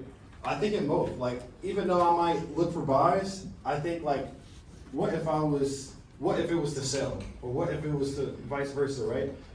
It's always good to think both ways, so that way you know how to handle whatever comes after, right? This could be for anything and everything, right? But let's specifically talk about the markets, right? Let's say if you're in a buy, but price ends up selling off, right? You need to be able to process what's going on and being able to see, okay, price is obviously not doing a buy, but I see that it's selling, so this is how I should react. Because some people, they fixate on one way, right? They only fix on one way, so when it doesn't go the one way, they don't know what's going on. Or they don't know how to react to what's going on because they didn't even have that in their minds in general, right? Because price, I sold, price bought up, but in my head, I'm like, okay, I can see that it bought, and I can see that it's breaking structure levels that clearly shows me that it's buying, but it's okay because now I know this is what I should be looking for next, right? This is my next step. Always have a next step. Never put yourself in a situation, so once again, that scarcity mindset where you're feeling like it's one and done, right? All these things are gonna tie back into each other because, once again, these are all character flaws. These are all things that you as a human being will have when it comes to trading, and these are the most common ones. But having that one mindset towards something and not really thinking more like out of that, right? You only think one setup, one trade, and then that's it, right? Or you only look on one time frame, right? You need to be able to have possibilities on every single time frame to know what's going on whenever it comes down to it. So let's say if you're looking at the 4-hour time frame and you see prices bullish, but you don't even check anything else. So how would you really know if anything else is going on when you haven't even checked it? You're only looking at one area, right? You need to be able to not diversity. You need to not zoom out, but you need to have that time frame correlation. I'm losing my brain. Sorry, that time frame correlation to even process what's going on in the market. You need to be able to have this skill, have it, and basically adapt to. You can really adapt to any market for real, if you have this, because switching from that higher time frame, zooming in from, let's say, the daily to the 4-hour to the one. To be honest, those are the three you only need. That's a little secret. But the daily to the 4-hour to the 1 hour, and being able to put them together and be like, okay, this time frame is bullish, this time frame is bullish, but this time frame is not. And when you say that it is not, what will make it bullish, or what will make it match everything else, right? And that's coming from not being just that person that's like, oh, I'm just only gonna look at the 4-hour, and whenever the 4-hour does whatever I'm looking for, I'm just enter off that, right? You need to be able to look at all of them, look at everything, and be like, okay, these are my options, these are my possibilities, right? This could happen, this couldn't happen. But if it doesn't, and it does this, then I know exactly what to do towards that, right? You need to be able to have these different mindset techniques in order to really succeed, because once again, it's not just about the charts, right? I teach charts all the time, but the mindset part, I can teach you charts all day. You know how to mark up ICC or market structure, whatever you want to call it, all day, but you don't have the mindset to even do it, or you don't know how to mindset to even comprehend what's even going on yourself, right? It's all about comprehension of what the market is telling, because once again, it's what communicating to you, right? It's communicating. So you need to be receptive. You need to be able to understand what the market is telling you, understand what it's saying, and being like, okay, I'm gonna go about it this way. So once again, they're all gonna tie back into each other, but the market is communicating to you. You gotta process it. Once you process it, you have different responses that you can respond with. So probabilities, different possibilities, and then you react. So being passive aggressive. Once again, everything's gonna tie into each other because that's how the market works. That's how I like to do my whole mindset thing of it, is what is the market telling me? Once the market tells me something, I sit back, okay, I hear it, understand it, okay, these are my options that I can respond back with, right? And once I respond, that response could either be a good response or it could be a bad response. And then that gets into it. If you have a friend, right? Let's say you have a friend, and you and your friend have this argument, whatever. Are y'all gonna stop being friends just because y'all got into an argument? I mean, it could happen, but it could happen. But still, if you get into an argument, that doesn't necessarily mean that it's over. And even if we are gonna look at it that way, right? If you get into an argument, let's say with the markets, are you gonna quit the next day? Is that it? Are you gonna be done with it? Right? Or are you gonna try to resolve the problem, resolve the situation that's going on at hand, right? Just because you lost one trade doesn't mean that you quit forever, right? Just because you and your friend got into one argument doesn't mean y'all stop being friends, depending on the scenario. But yeah, it doesn't mean that you stop being friends, right? You hash it out. Hey, miscommunication, or we wasn't seeing eye to eye. So just like the markets, you and the markets wasn't seeing eye to eye. So let's move on to the next. How can we do better? How can I proceed to understand you more clearly or correctly next time? Or how could I process your communication towards me better? How can I process that better? Those are things that you need to have as a trader that people are not going to talk about. But yeah, just there's so much when it comes to mindset that people just overlook. But I'll take a few questions since we only have like 15 minutes left. I have a question. I'm trying to open the Discord. What happened to the Discord, bro? Bro, the Discord? No. Telegram is better, bro. Don't worry. What's the best broker for what's the best broker? You gotta use like MTA Oanda? I would say the best thing to tell you or the best thing to do is to search around, because I've been through like 4 different brokers and I'm just now landing on the one that I am on now. So I would say go and find out what works for you. Bet. So how do you deal with when you're the type of person that, let's say you follow a rule where you only risk 10% of your account, right? Mm-hmm. But you're the type of person that even if your trade goes down negative, past that, You still fear? no, you'll still stay in the trade until it goes back blue. But like what I'm trying to say is like, The price reversing? yeah, Right, like so you you're have saying your you- confluences stacked going one way, right? Mhm. But for a short period of time, price is negative. But then it ends up going back blue like you thought it would. But it goes past that 10%. You know what I mean? It goes past the stop loss for Yeah, a little, but then yeah, it like goes So for you get- example, like But you get stopped out though. huh? You get stopped out. It's If like you're a risking, mental if stop you're loss. risking 10%, No, yeah, if you have like a A mental mental stop, stop loss. then that mental is not right. It wasn't that 10%. Use that stop loss, man. Yeah. What's up, Sai? My name is Juju. I've been watching you for a long time, bro. And I'm excited to be here today because I'm excited to just talk to you, bro. I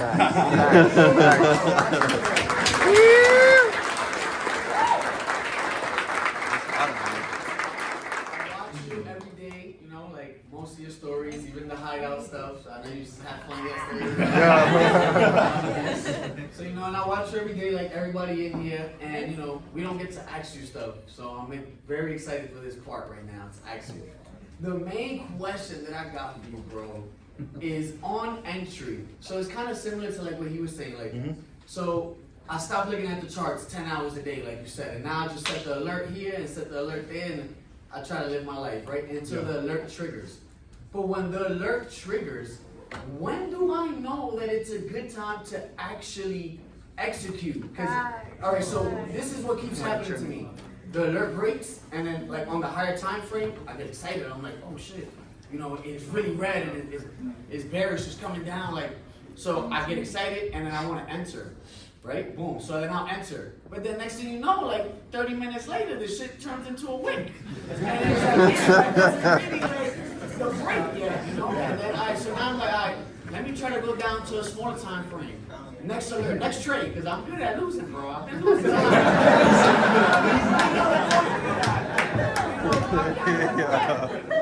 I got up to 8, so I'm proud to say I got up to 8, but now I'm back at 2, bro. So, you know, a little bit of boom. So the alert breaks, I get excited, boom, then I'm like, all right, I lost that one. Then I'll try the same thing on a lower time frame. I'm like, all right, on the 15-minute, I'm gonna let it break. I'm not gonna jump in as soon as it breaks. I'm gonna wait for it to close over there. And then that's when it goes down. And then it's still, bro, you know, like I'll try to get in. I'm like, I get in, and then still, like it just still reverses on me, bro. So it's like, And when I this is see all you trade on a higher time frame, so like he said, you'll be negative 200K and you're still boxing and chilling. Like I'm negative.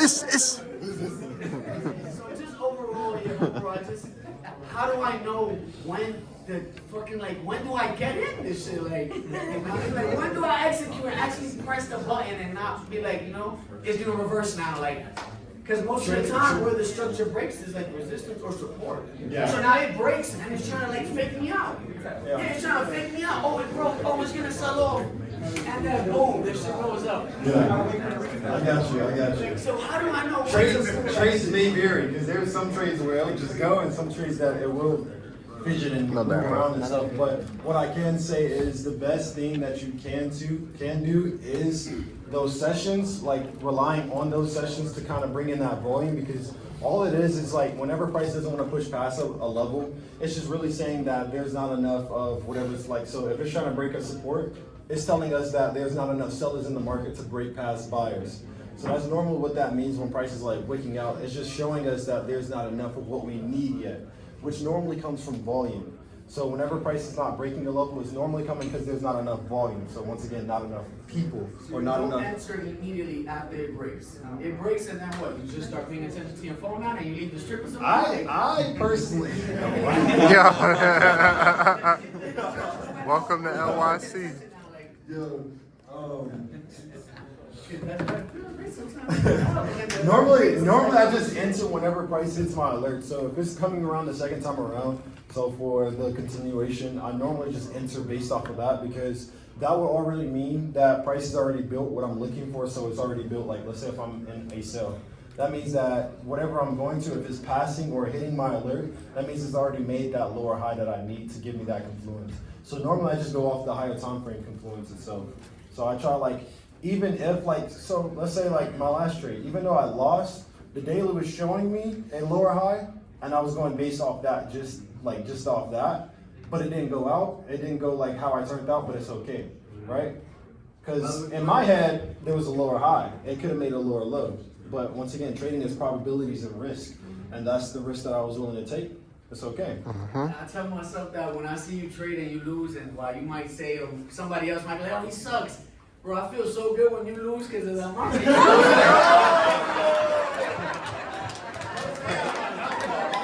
Praying on your downfall.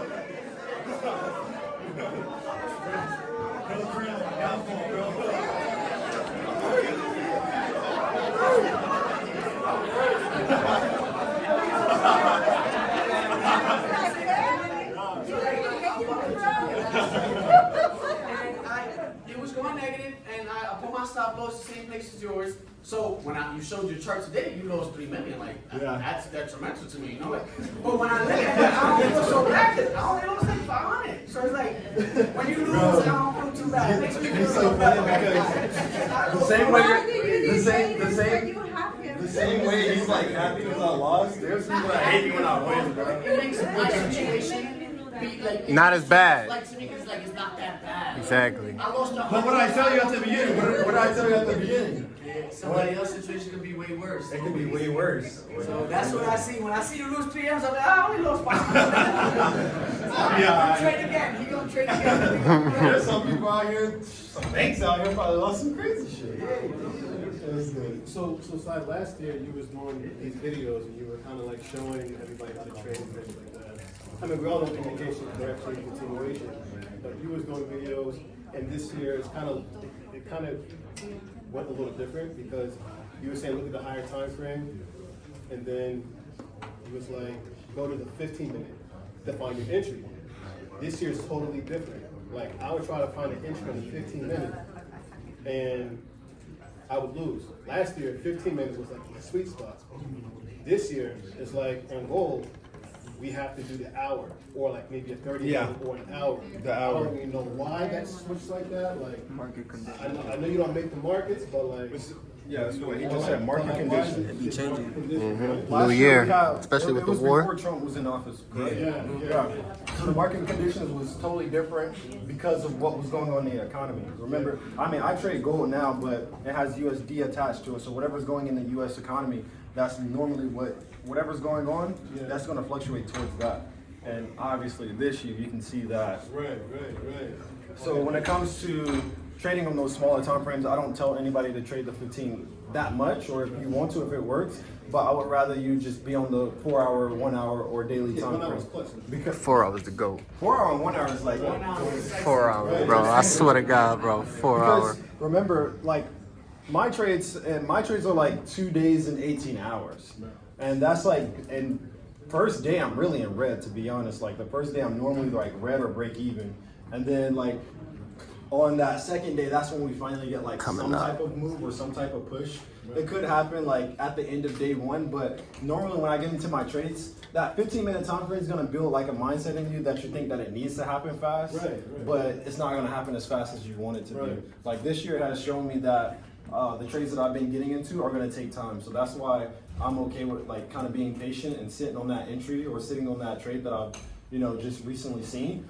And when I sit on it, I'm like, okay, I'll give it some time, give it some space. I'll come back in a couple of hours and see where it's at, right? I don't want to come, like, once again, I'm not trying to teach y'all how to be, you know, in and out of the markets. I want you to like make some money where you don't have to trade for like the rest of the week and then you can trade next week. Because something I told the people in Miami is, one thing that I've seen this year is there's one move a week. I trade gold, so there's one move a week. That one move is all you got, right? And that's how I look at it, that one move. So if you've seen like my journal of all my trades, if you notice, I only take one trade every single week. And if I don't take a trade, that means nothing happened that week. But all of my trades, I'll only take one setup a week. And that's because Monday, it might not move. Tuesday, it'll budge. Thursday or Wednesday, it'll make a good move. And then Thursday, Friday, it's kind of just floating with whatever just happened on Wednesday. And it's not in that order, but that's how it goes. Because Friday might move, come into Monday, Tuesday, nothing, Wednesday, nothing, Thursday, it moves, right? It just, but I know that one every week is gonna move some direction. And if it isn't a reversal, it's still continuing a trend, right? Absolutely. So with that mindset in my head, I'm always like patient and sitting back and being like, all right, if I'm gonna enter this trade, let me give it some grace, let it breathe, right? So 4 hour, 1 hour daily, really 1 hour and 4 hours is gonna be your bread and butter. Because one of the things I know that's, I'm sorry. No, you're good. One of the things I know that helps me too is when, because he said the alert thing. When I set my alert, I already know what I'm looking for. So if it's an indication for me, I'm only entering if there's a higher low after entry. So that's one of the things in the videos that I know you've seen. I was like, that sounds like some outside. That's one of the things that's helped me a lot. My what's that thing called? Not stop loss, but no, the ticker thing. You know, like the ticker thing. The wig? It's not even the wig, man. It's not even the candle. It's you know when the thing. You know when the thing beeps or whatever to let you know that So my alert is everything now. Yeah, if I tell people all the time, I would pull it up, we ain't got time. I set a lot of alerts. Like we can go through my alert history and I have alerts all the way from when I first started trading Dean. And I live by alerts because once again, I don't want to treat trading like a job. I don't want to have to sit at my computer all day, so I set alerts. And when I set alerts, that is the only time I look at my phone to look at my trades or to look at anything that's going on in the markets. So when it comes to nothing going on and I haven't gotten an alert, I won't touch TradingView at all. Same way with my trade. When I'm in a trade, I won't look at my trade until it hits my alert because what is me looking at my trade gonna do, right? It's not gonna change anything just because I'm staring at it, right? Yeah, you have one. I have like two questions, kind of like one going back to what the guy in red said. Basically, is like, so when you enter a trade, even if you're like, the same thing actually happened to me the last trade I took, and I kind of took a break from it because I guess like when I lose, I just kind of I don't want to look at it anymore.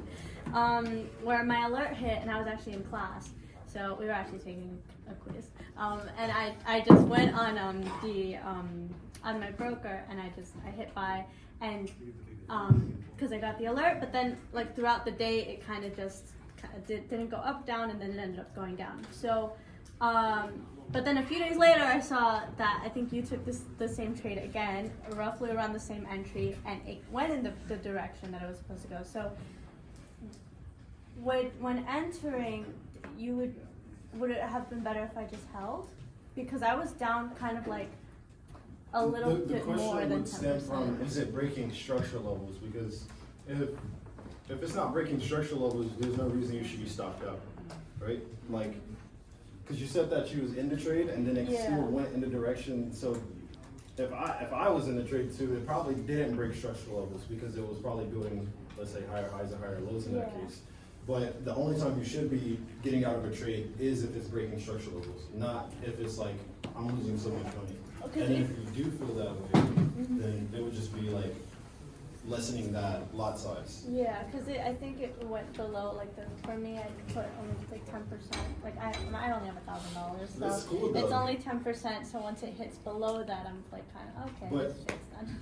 When it does hit 10%, make sure that you are positioning, so let's say your 10% was at a certain price point. If that price point isn't like at a structure level where like if price breaks above or below it, it doesn't invalidate the trade, then that shouldn't be your stop loss. Your stop loss should always be where it invalidates your whole trend on the higher time frame. I got risk less than that. What's going on? Yeah, my name is Janky Trade. So I have 5 years of experience. Praying for all of you to make it for sure, you know. I've been Thank you. for the past like 3 years. So I was like at the previous event, so it's beautiful to see all of you here. Yeah, it was like what, 40 people last time? Yeah, it was like 50 people, but the space was like a little bit bigger. So my question to you is sometimes gold is at all-time high, right? And let's say we're targeting there's a new high, right, on gold, and we're trying to enter like at the continuation. What's your mindset behind entering on gold buys, right? Targeting the high, but like you just stay there holding that trade to freaking, I don't know, yeah. You just enter, but like hold the trade, but there's nothing else. It's like at the all-time high, you know what I'm saying? It's just like they save the trade, the charts keep going. I mean, you don't have to worry about that right now. We're good. When it comes to trading all-time highs, especially like if you're already in a trade, it's really taking it with a grain of salt. So it's like, if price is pushing up, it's at all-time highs, or you're holding something that is creating an all-time high, it's really up to you as a trader when you want to close. Because at that point, nobody can tell you what's going to happen with the market. I can't tell you. Right? Yeah, it's not structure. I mean, like, only him. Yeah, what's it? So,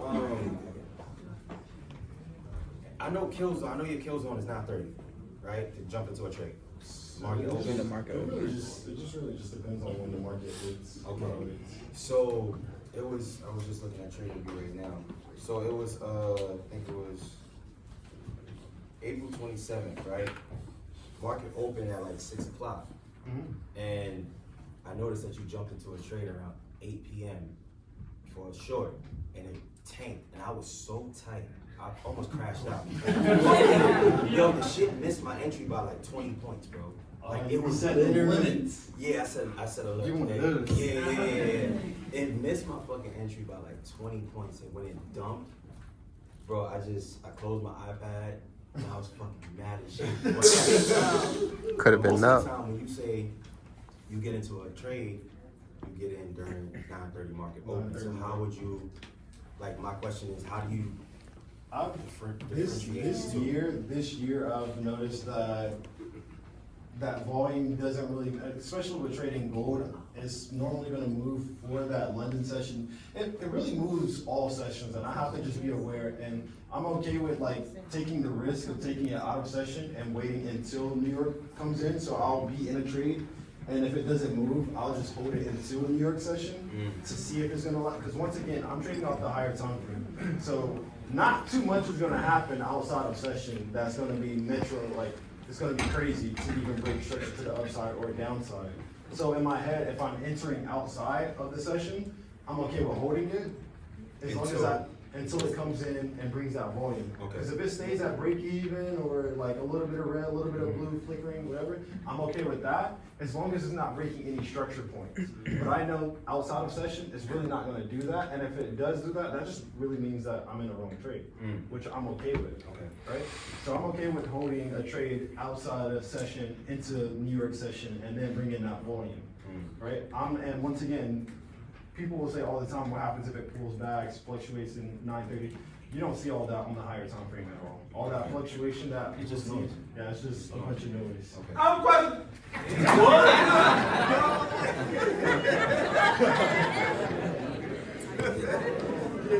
Well, you took the Go, baby, go. But before my question, I see the OG right here raising his hand. I feel like he has a really good question too. So I mean, I know you said a few times that you want somebody to come up with something bigger than trading. Yeah. You basically are teaching us how to print money. Yeah. Infinite money grid. That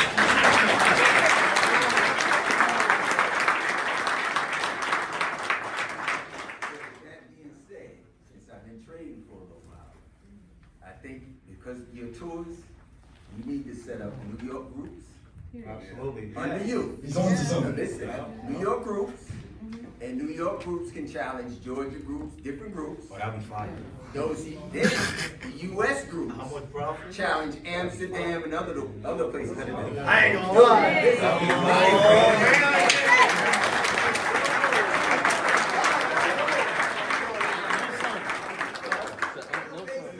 He up to something. I see you. And I know you like ball. So we're part of your team. Yeah. So all of you guys, this is family. Yeah. Mind you. This was just the people that was sitting down. It was like I know you're 100 more standing up. But listen, you can take. We're gonna start with no. You're gonna help. We're gonna help you start this. We're gonna create AIs, angel investors. We're gonna create PEs, private equity. We're gonna create VCs, venture capital, hedge funds. Dude, we gotta make you the next one. Oh, geez.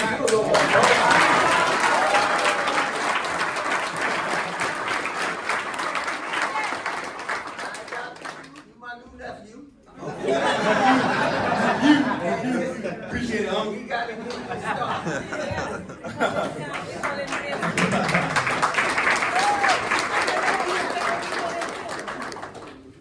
I got you in the back next. my question is this: really, not really particular to like the trading or like a tip for it, but really like, what was the point for you when like trading changed your life, and what did you notice you were doing differently in terms of your habits that got you to like this new reality? Good question. Dang, I didn't even have a question like that. At what point did I feel like trading changed my life? Yeah, that's so hard. It's only hard because like when you do it so much, you don't really like notice the change really. But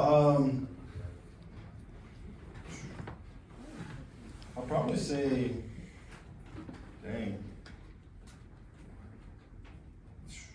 It took me a while actually. That's a good question. It took me a while because even because when I started making money and then I quit my job, I moved out. I bought a car, and like still like it wasn't like hitting me for real. Like dang, this is like different.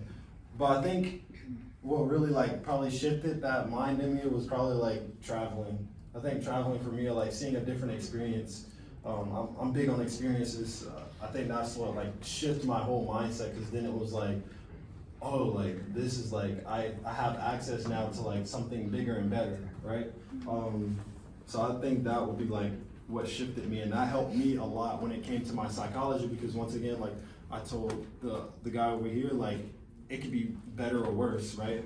And outside of New York and outside of the United States, there's bigger and better or there's worse, and I've seen a lot of things, and I think that opened my mind to even being okay with certain things. Like I don't get, like my friends can tell you, like you don't see me get mad, I don't cry, I don't get sad or anything like that, for real. Because I know it could always be worse, I can always can be better. So I would definitely say traveling has opened up that mindset for me, or just leaving my environment. So for you guys, you don't have to travel across the world, but like even just going to a different city or a different location, going to like something you're not used to and getting outside of your comfort zone, it will open your mindset to like almost wander free. Cause like you want your mind to be free. And that kind of goes back to like what I was saying with the being in the trapped closed space and you start making irrational decisions. Like the more freedom you give your mind, the more open space you give your mind, the less clutter around it, the more your brain can expand. It has room to expand, right? So your goal is to free up your time. So once again, not sitting at the charts all day, freeing up that time, freeing up that space so your mind can develop and expand. And traveling helps me with that. So, and what was that second one? I'm gonna answer that second one. What was the habits that like changed your experiences within your trading that made you consistent? What made me consistent? Like, honestly, sticking to the same thing, to be honest. Like once I found out what was working for myself, that's what I stuck to. Like you would never see me like kind of step out of my character, right? Like when it comes to trading, I won't try to become a scalper tomorrow because that's not me. So I was always sticking to that character. One last question, please. Please. The question is, do you change, what is your checklist before entering the trading and after, before exiting the trading? Do you change that checklist depending if you have a bad week? No, just like I explained with him, I wouldn't change anything. Like if something works, then I keep it with that. And if something wasn't to work, so like how, oh he's gone now, but how I used to use the 15-minute time frame for entries last year, and I figured out that it wasn't gonna work that well this year, I got rid of it. So that would be the only time I change when something isn't going according to plan, right? Alright, so what do you do like for like the mental discipline when you, maybe I can speak for a lot of people, but like when you hit that red, man, like you know when you go in a trade, it can go up. Yeah. Is it the stop loss? Do you just put your stop loss, walk away, and say I ain't looking at the shit? Do you have or do to? you just like that's what you do, right? You think staring at the chart is gonna make it better? It's not like once you see red, man, like you said earlier, like, You don't see red, you don't look at it. Like I said, bro, like, when I first stepped up here, what did I say? I told you that thing. When I stepped up here, I told you that trading is going to it's going to hit your ego, but it's also a risky. It's a game of risk. It's what you are prepared for, and that. Dang, I lost what I was going to say though. It was going to be motivational. Dang. never come to mind, bro. It's like When it comes to me, I'm gonna tell you who's being behaved. But I'm sorry, when sir, you, I haven't heard any ladies here. Can I? I got you, my fault. Baby, break it down. Alright, my fault, ladies. I'm coming back. It's gonna hit me. Okay. Hi. I'm so excited to be here and finally ask you this because I watch you just like him and I've been learning and I'm new to trading. So I have a question that's probably like common sense to everybody, but I'm not sure if this is possible or not. Do you have more than one live account open when you go into a trade? And do you take multiple trades on that same, whether it's like gold, euros, you do? I would take I take the same setup still, but on different accounts because I have a lot of legal stuff, but stuff in I have businesses in Amsterdam. Okay. So I trade in euros and then I trade in USDs, but that's the only like That's difference. sick. And do you fund them all the same? No, not necessarily. Not necessarily. I would just say, I pretty much just fund them however, and I grow them whatever. I've been growing like the same account for like the past like year and a half now, and then just it's nothing different. Wait, let me get her in the back. Thank you. Quick question. So it could be a two-part question if you want. So I have a point in my training where I'm scaling, right? And I'm having a hard time scaling a little bit because I was hoping you were going to speak about it, the mindset of self-sabotage in that aspect. Because I want to ask you, did you have monetary goals for yourself before you were scaling, let's say lot sizes, maybe contracts? Because I trade both. I don't know how you trade CFDs though. I have no idea, but it's cool because it's good. But yeah, did you have any monetary goals for yourself? Outside of trading, yes. I'm looking more inside of trading. Inside of trading, no, not necessarily because like when I was trading, I was just really more of like, all right, let me see how many trades can I get right. It was more for me like getting better at like the trades itself, not the money. But like if I was to say to set monetary goals, I would say probably like range them out to like, let's say if you start with 1K, range it out to like 10K and then make it like 50K, then 100K. Because when you, or you can, it really just depends on how you look at it. Because I look at goals, whenever I'm hitting goals, sometimes I have a bad habit of hitting a goal and then calming down. That's why I don't like really setting like too close of goals, because then it like, let's say if I grow 1,000 to 5,000 and that was like my goal, then at 5,000 I'm kind of like, getting kind of comfortable, so then I don't really want to. So like when it came to me, I didn't really set goals inside of trading. It was more of like, all right, as long as my trades are getting better and better, that's all that matters. Yeah. One, pleasure to meet you. I've been watching you for a hot minute. I wanted to say this to you for a very long time, since you started posting videos. Yo, thank you, bro. I need to express gratitude to you, you feel me?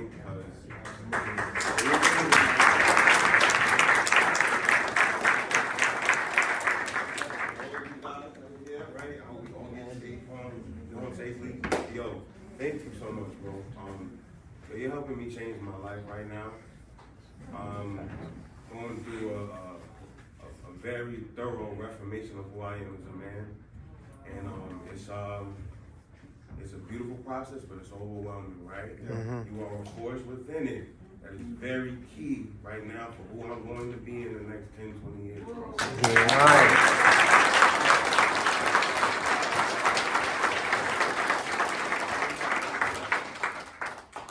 have not taken a trade live yet whatsoever. I played with That's okay. I seen in one of the videos on the course, the first course that you put up, and you were saying to like take the videos and I was doing like one a day and then go back one a day. You were saying like watch one, like do the indication ones, watch that for the whole week. Yeah. That one. Because remember I said that it takes your brain, 3 days. Scientifically, it takes your brain 3 days to process something and really understand it. So if you watch one video for a whole week, then that pretty much, by the end of that week, you can really comprehend what's going on, and you can even quiz yourself if you're going, but you'll really comprehend what's going on to like at least a intermediate level, at least. And then if you watch that for 2 weeks, it goes to advanced, and you pretty much know what's going on. And I think it's the best way because once again, I only teach 3 steps for real. So that's really 3 weeks of learning. And then you can fully really comprehend pretty much the whole structure base, and if you want, you can touch up, right? You're supposed to really get the car moving, 1, 2, 3 weeks, you kind of get an understanding, and then you go back and touch up what's wrong. Got it? I'm proud of you, bro. Who are y'all pointing at? Finally, I got a really good Nice to meet you. Nice to meet you, bro. I've been trading for 1.5 years. Yeah. I got into this country. I'm originally from New York.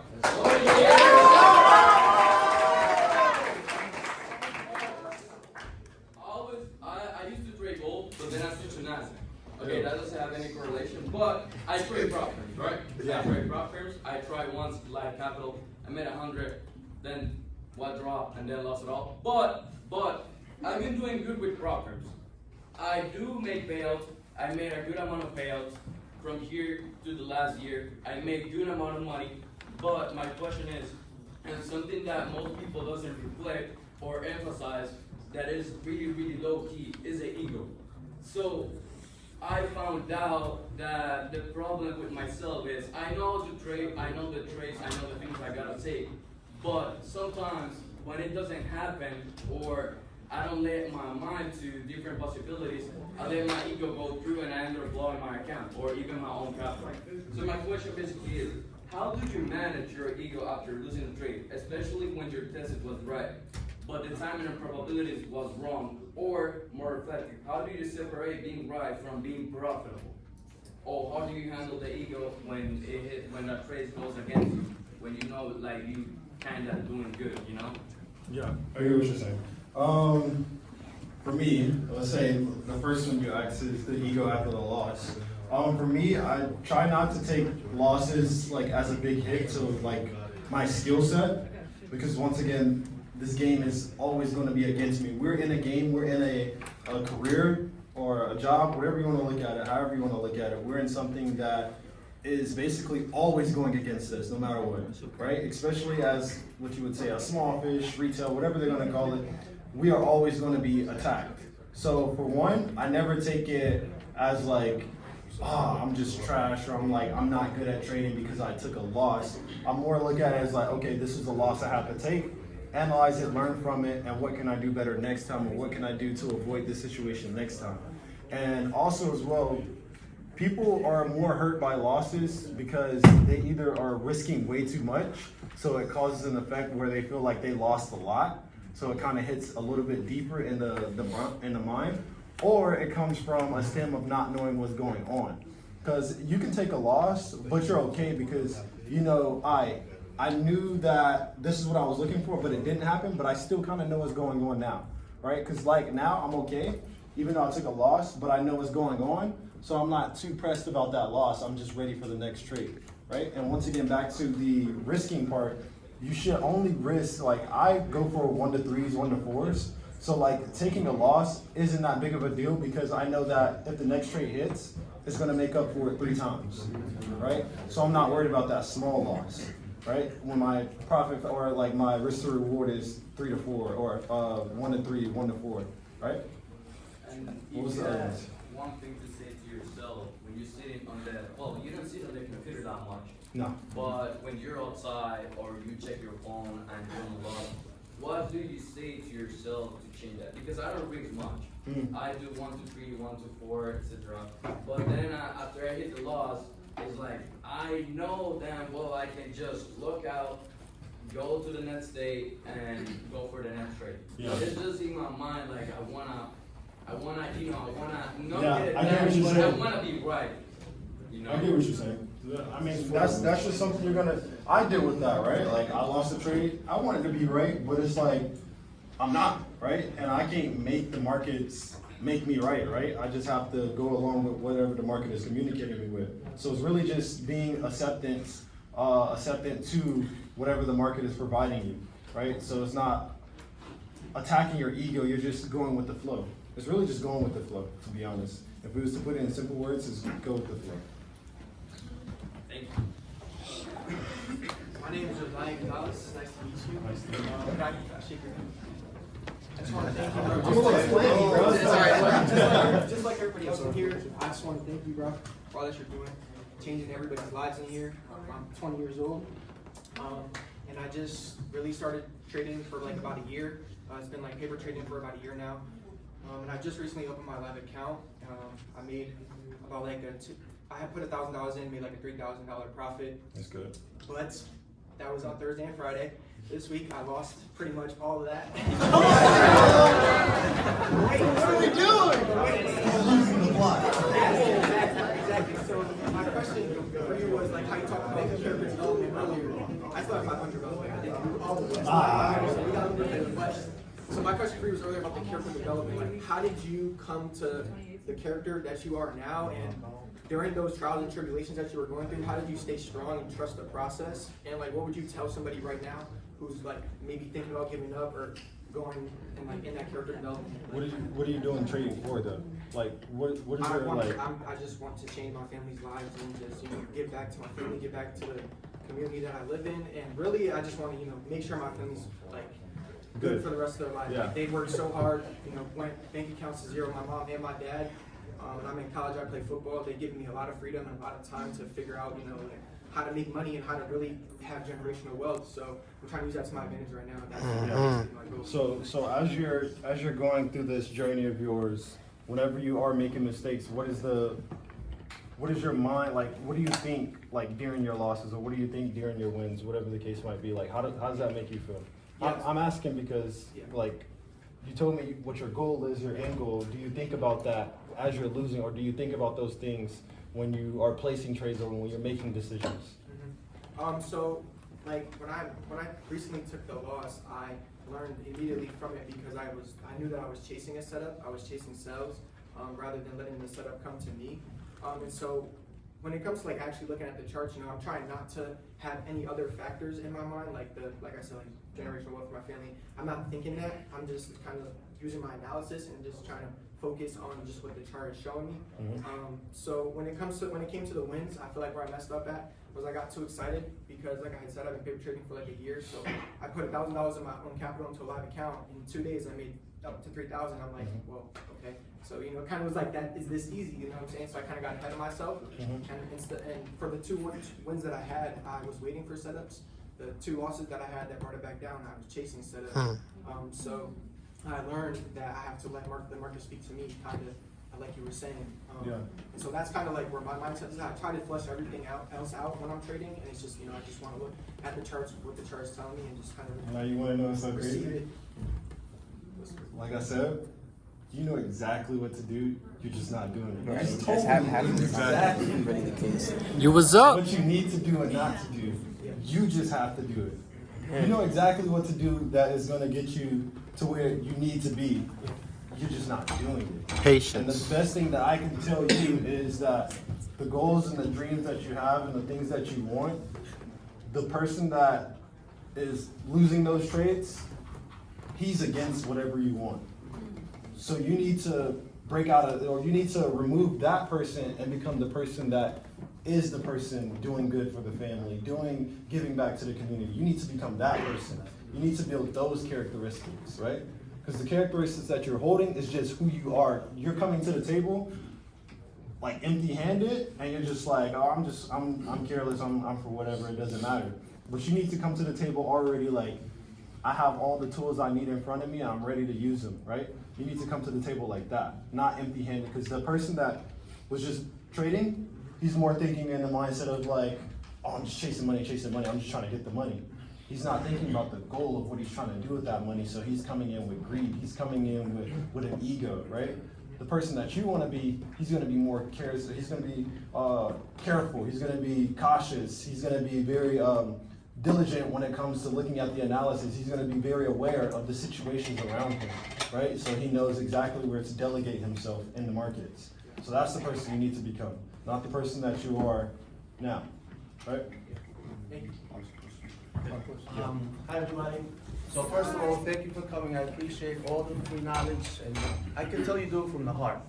It's not that you're looking for money. It's not that you're looking for anything in return, and that to me means a lot because I spent like $6,000-7,000 just paying people to teach me, and they just throw you a whole bunch of videos, and then it's hard to reach out to them. They always have some sort of like Somebody office else whatever. or somebody else talking for them. And they tell you, oh, we're gonna have a one-on-one. So again, thank you from my behalf, and I'm My guessing bad. from everybody else too. And we really appreciate what you do. So I got a situation about 3 years ago. I had time freedom. I was doing a company similar to IML, but it was selling other things. So I had traveling, whatever. And I wasn't working. I quit my job. I was making money, and then I ran into immigration problem. Like I'm shaking right now just talking about it. Yeah, that's cool. So 2024, I spent it locked up in Pennsylvania because they was trying to deport me, right? Find out, last court date was like 10 minutes, just for the judge to say, oh, it's not even deportable. Let him go. Give me back my green card and everything. So what I want to do, and I notice there's a lot of Spanish people here. Sure. Like, you teach it in English, but I want to eventually get to the South American or anybody that's Spanish speaking and teach them in our language. Because I feel like we can connect. Learn Spanish. And I know there's a lot of people that want to come here for the American dream, which to me is bullshit. Right? You can live better in your I say country. that shit every day. Bro, I feel like people are so like consumerism over here, bro. Yeah, so after that whole situation happened, I had to end up looking for a job, which I don't mind. I have an okay job, and actually I have my son. My son came to me today. He had to run the businesses that I had when I was locked up, and then it just got to a point. He's only 15. So Shout out to him.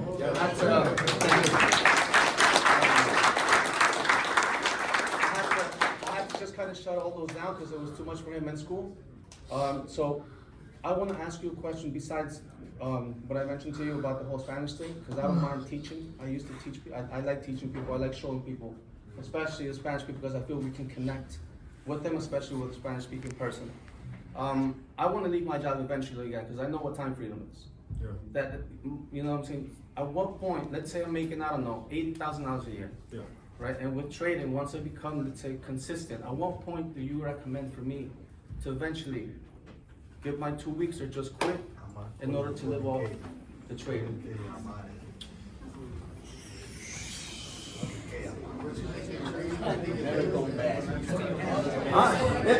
It depends, because I mean, I'm the worst person to ask, because I was still working. I had like 400K in the bank. I was still working 2 jobs at the same time. But I would say the best thing to say is that as long as you're consistent enough, or you feel like you're consistent, so I would do it for like, try it for like 6 months. Still work and still trade, do it for 6 months, and then see if like it's still consistent. So that way you can also build capital to the side, because the moment that you do quit your job and you're like, okay, I'm ready to become a full-time trader, it's a different like life. Like, because now like there's days where like, even though like I make a lot of money now, but it's like back then, like I used to wake up and I'll be like, okay, get on the charts, look for this, but let's say today it didn't make a move for me, then my day is cleared and it's like, what do I do with myself? And that's like a whole different mental battle, because there's something like, and I'm 22, so it's like days where I wake up and I'm like, damn, I'm not doing shit with my life because I'm not doing anything, and that's just like how I think. So it really depends on when you're ready. It's not really like, oh, once you hit this point, quit, or it's not like a money amount, it's really a feeling. Because you don't want extra psychological emotions to hit you once you quit. Because you quit and then you have nothing else but trading until you find other hobbies. Right. And then in those meantime, you could feel some type of way about it, or you might, some people, like I used to love working. I never hated 9 to 5. Like I wouldn't do it now, but I never doubt, like anybody that works at 9 to 5, congratulations, because I used to love them, because it was like, that's your building, that's your stepping stone. So that's always what you build off of. So I would tell somebody like, stay with that stepping stone until you're emotionally ready to move away from it. Because you can sit back and you can, there's some people that still go to their jobs on a day-to-day basis, but they probably have over 6 figures sitting in their account, 7 figures, you never know. There's people out there that live like that, so it's really up to you, emotionally and physically, or psychologically. And then about the Spanish teaching, like I don't want to later be sued by you, or like, no, whatever, you know what I mean? But like, what do I go through, or how do I do that so that I can? The Spanish ICC, basically. Well, exactly. ICC. So I thought I actually made so I made a PowerPoint. I have a PowerPoint keynote in Spanish and in English. From the first video that you made. I have it, yes. I want everybody to teach ICC around the world, price action around the world. It's not like, it's not a me thing, a my thing. It's like, ICC is price action and market structure. Like that's like, it's been around for years. It's just the way that I teach it is more simple for people to comprehend. Teach it around the world. That's the whole goal of this. Like I have a question. What? So I know the events are getting bigger. Yeah. Right. I do audio and video production also. So if you guys ever need anything like that, because I saw your last video, I actually sent you the answer. So the last video on Miami, and it was choppy, the audio and everything. I can fix it. But I got all that stuff that you can do.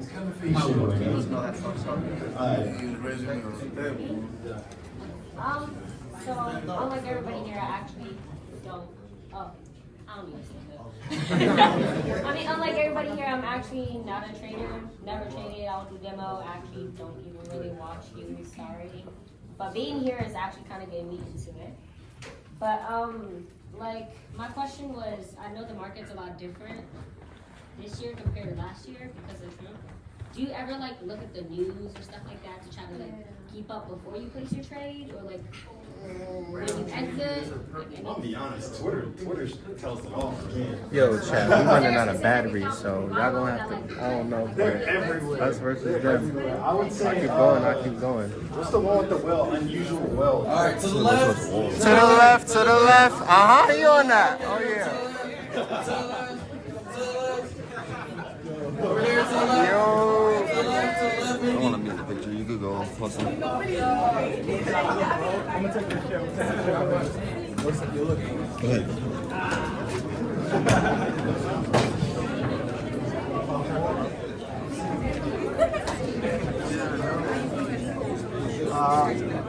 No, I drove here. Gotta go to the Bronx. Yeah. Damn!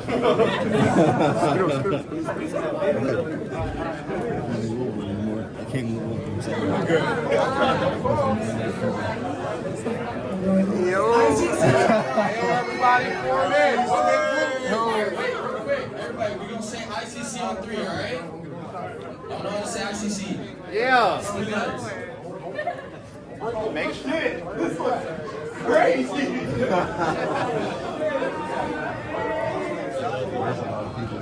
Woo! Alright. Y'all ready? Yeah. Yes, sir. 1, 2, 3. ICC.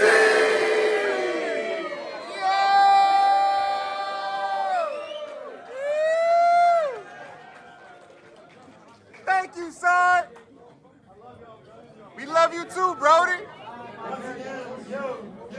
Boost my ego or anything. I'm out here for you guys. I want you guys to remember that if you guys become better, if you guys become whoever you want to be, become better traders, whatever you want to be, just remember that there's people out there that have no hope, right? I'm here to give hope, to spread love, and positivity. There's people out here that don't have any hope. They don't have anybody to lean on. So you guys are in this room together. You probably didn't even know each other before. Think about all the other people out there that don't know anything about trading, anything about becoming an entrepreneur, anything about becoming a better person, right?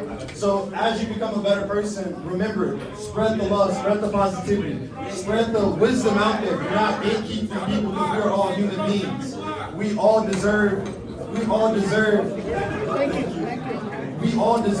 an equal opportunity to become whoever we want without having to be gatekeeped or have to be like restricted from whatever, right?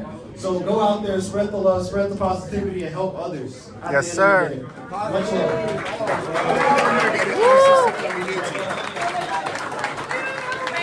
So yeah, bro, I gotta charge my phone because I'm not trying to have this vlog be over. So let me find somewhere to charge my phone because it's lit still. Alright guys, we found a place where I can charge my phone. We're in the local Starbucks. Charging the phone for about 30-40%. Then probably head back to the Bronx. Drive home. That's what we came out here for. We came out here for the event. We came out here for size. All those beautiful people, man, all those lovely traders that are just trying to get the information and soak it up just so we can be ahead, you know what I'm saying? It's a good feeling, man. That shit was fire, bro. That shit was fire. Front, bro. Good God. Phone charged. Size seminar check. On the way back to the BX, 42nd Street, Bryant Park. Take the B train, uptown, go to the whip. Head back home. Today was very, very eventful. Very thankful and very blessed. Got to see Sai, man. Been watching his videos for a long time. And on my demo account, it's starting to pay off. So hopefully we could just keep going, keep climbing.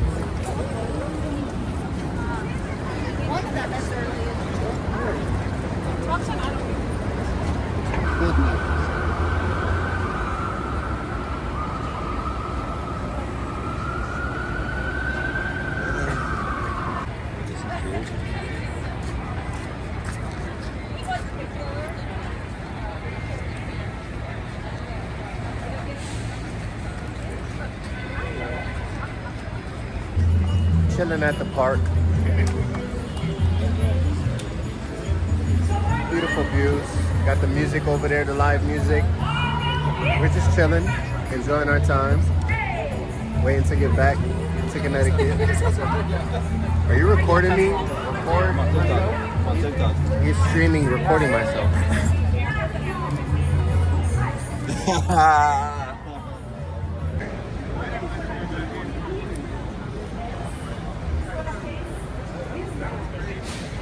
I want to live up there one day, chat. In the black and gold tower. I want to live up there one day. Have a nice view over the park, over the city. Hell yeah, bro. Or one of these buildings. One of those. Those definitely have some penthouses and condos up there. 5, 6,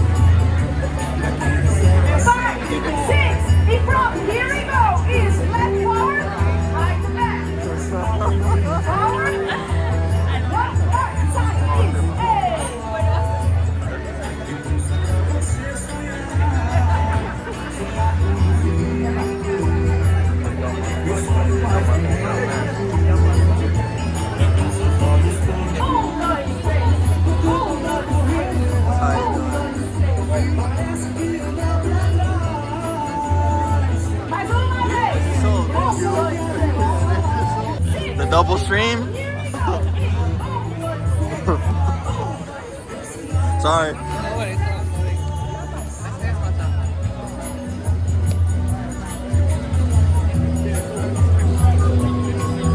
My boy Dan.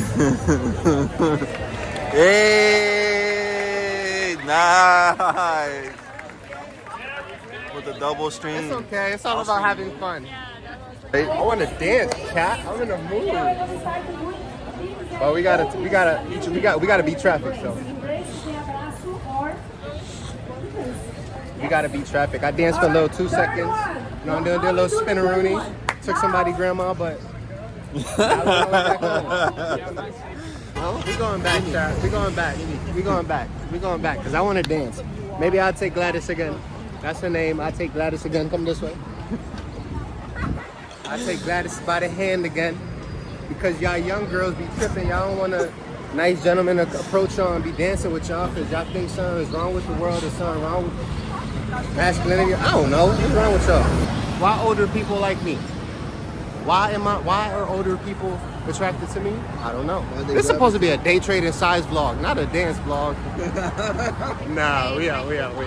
As much as we'll be back. It's about to be summer. It's about to be lit. We gotta get home. We gotta head home. I gotta drop off these shoes. As much as I want to go back. Me neither. I want to dance. But yeah.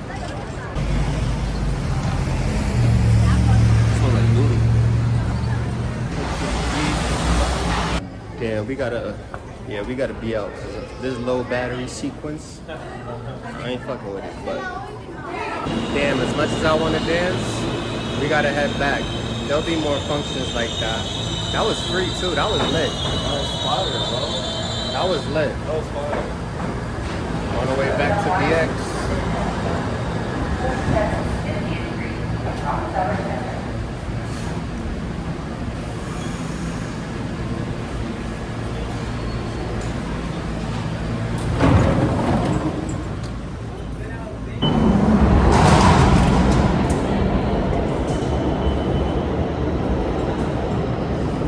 Well, that sums it all up. That was a lit day, lit time. Got to see Sai, got to dance a little bit with some lady named Gladys. If you ever see this, thank you for dancing with me. Yeah, that's the end of this vlog. Peace.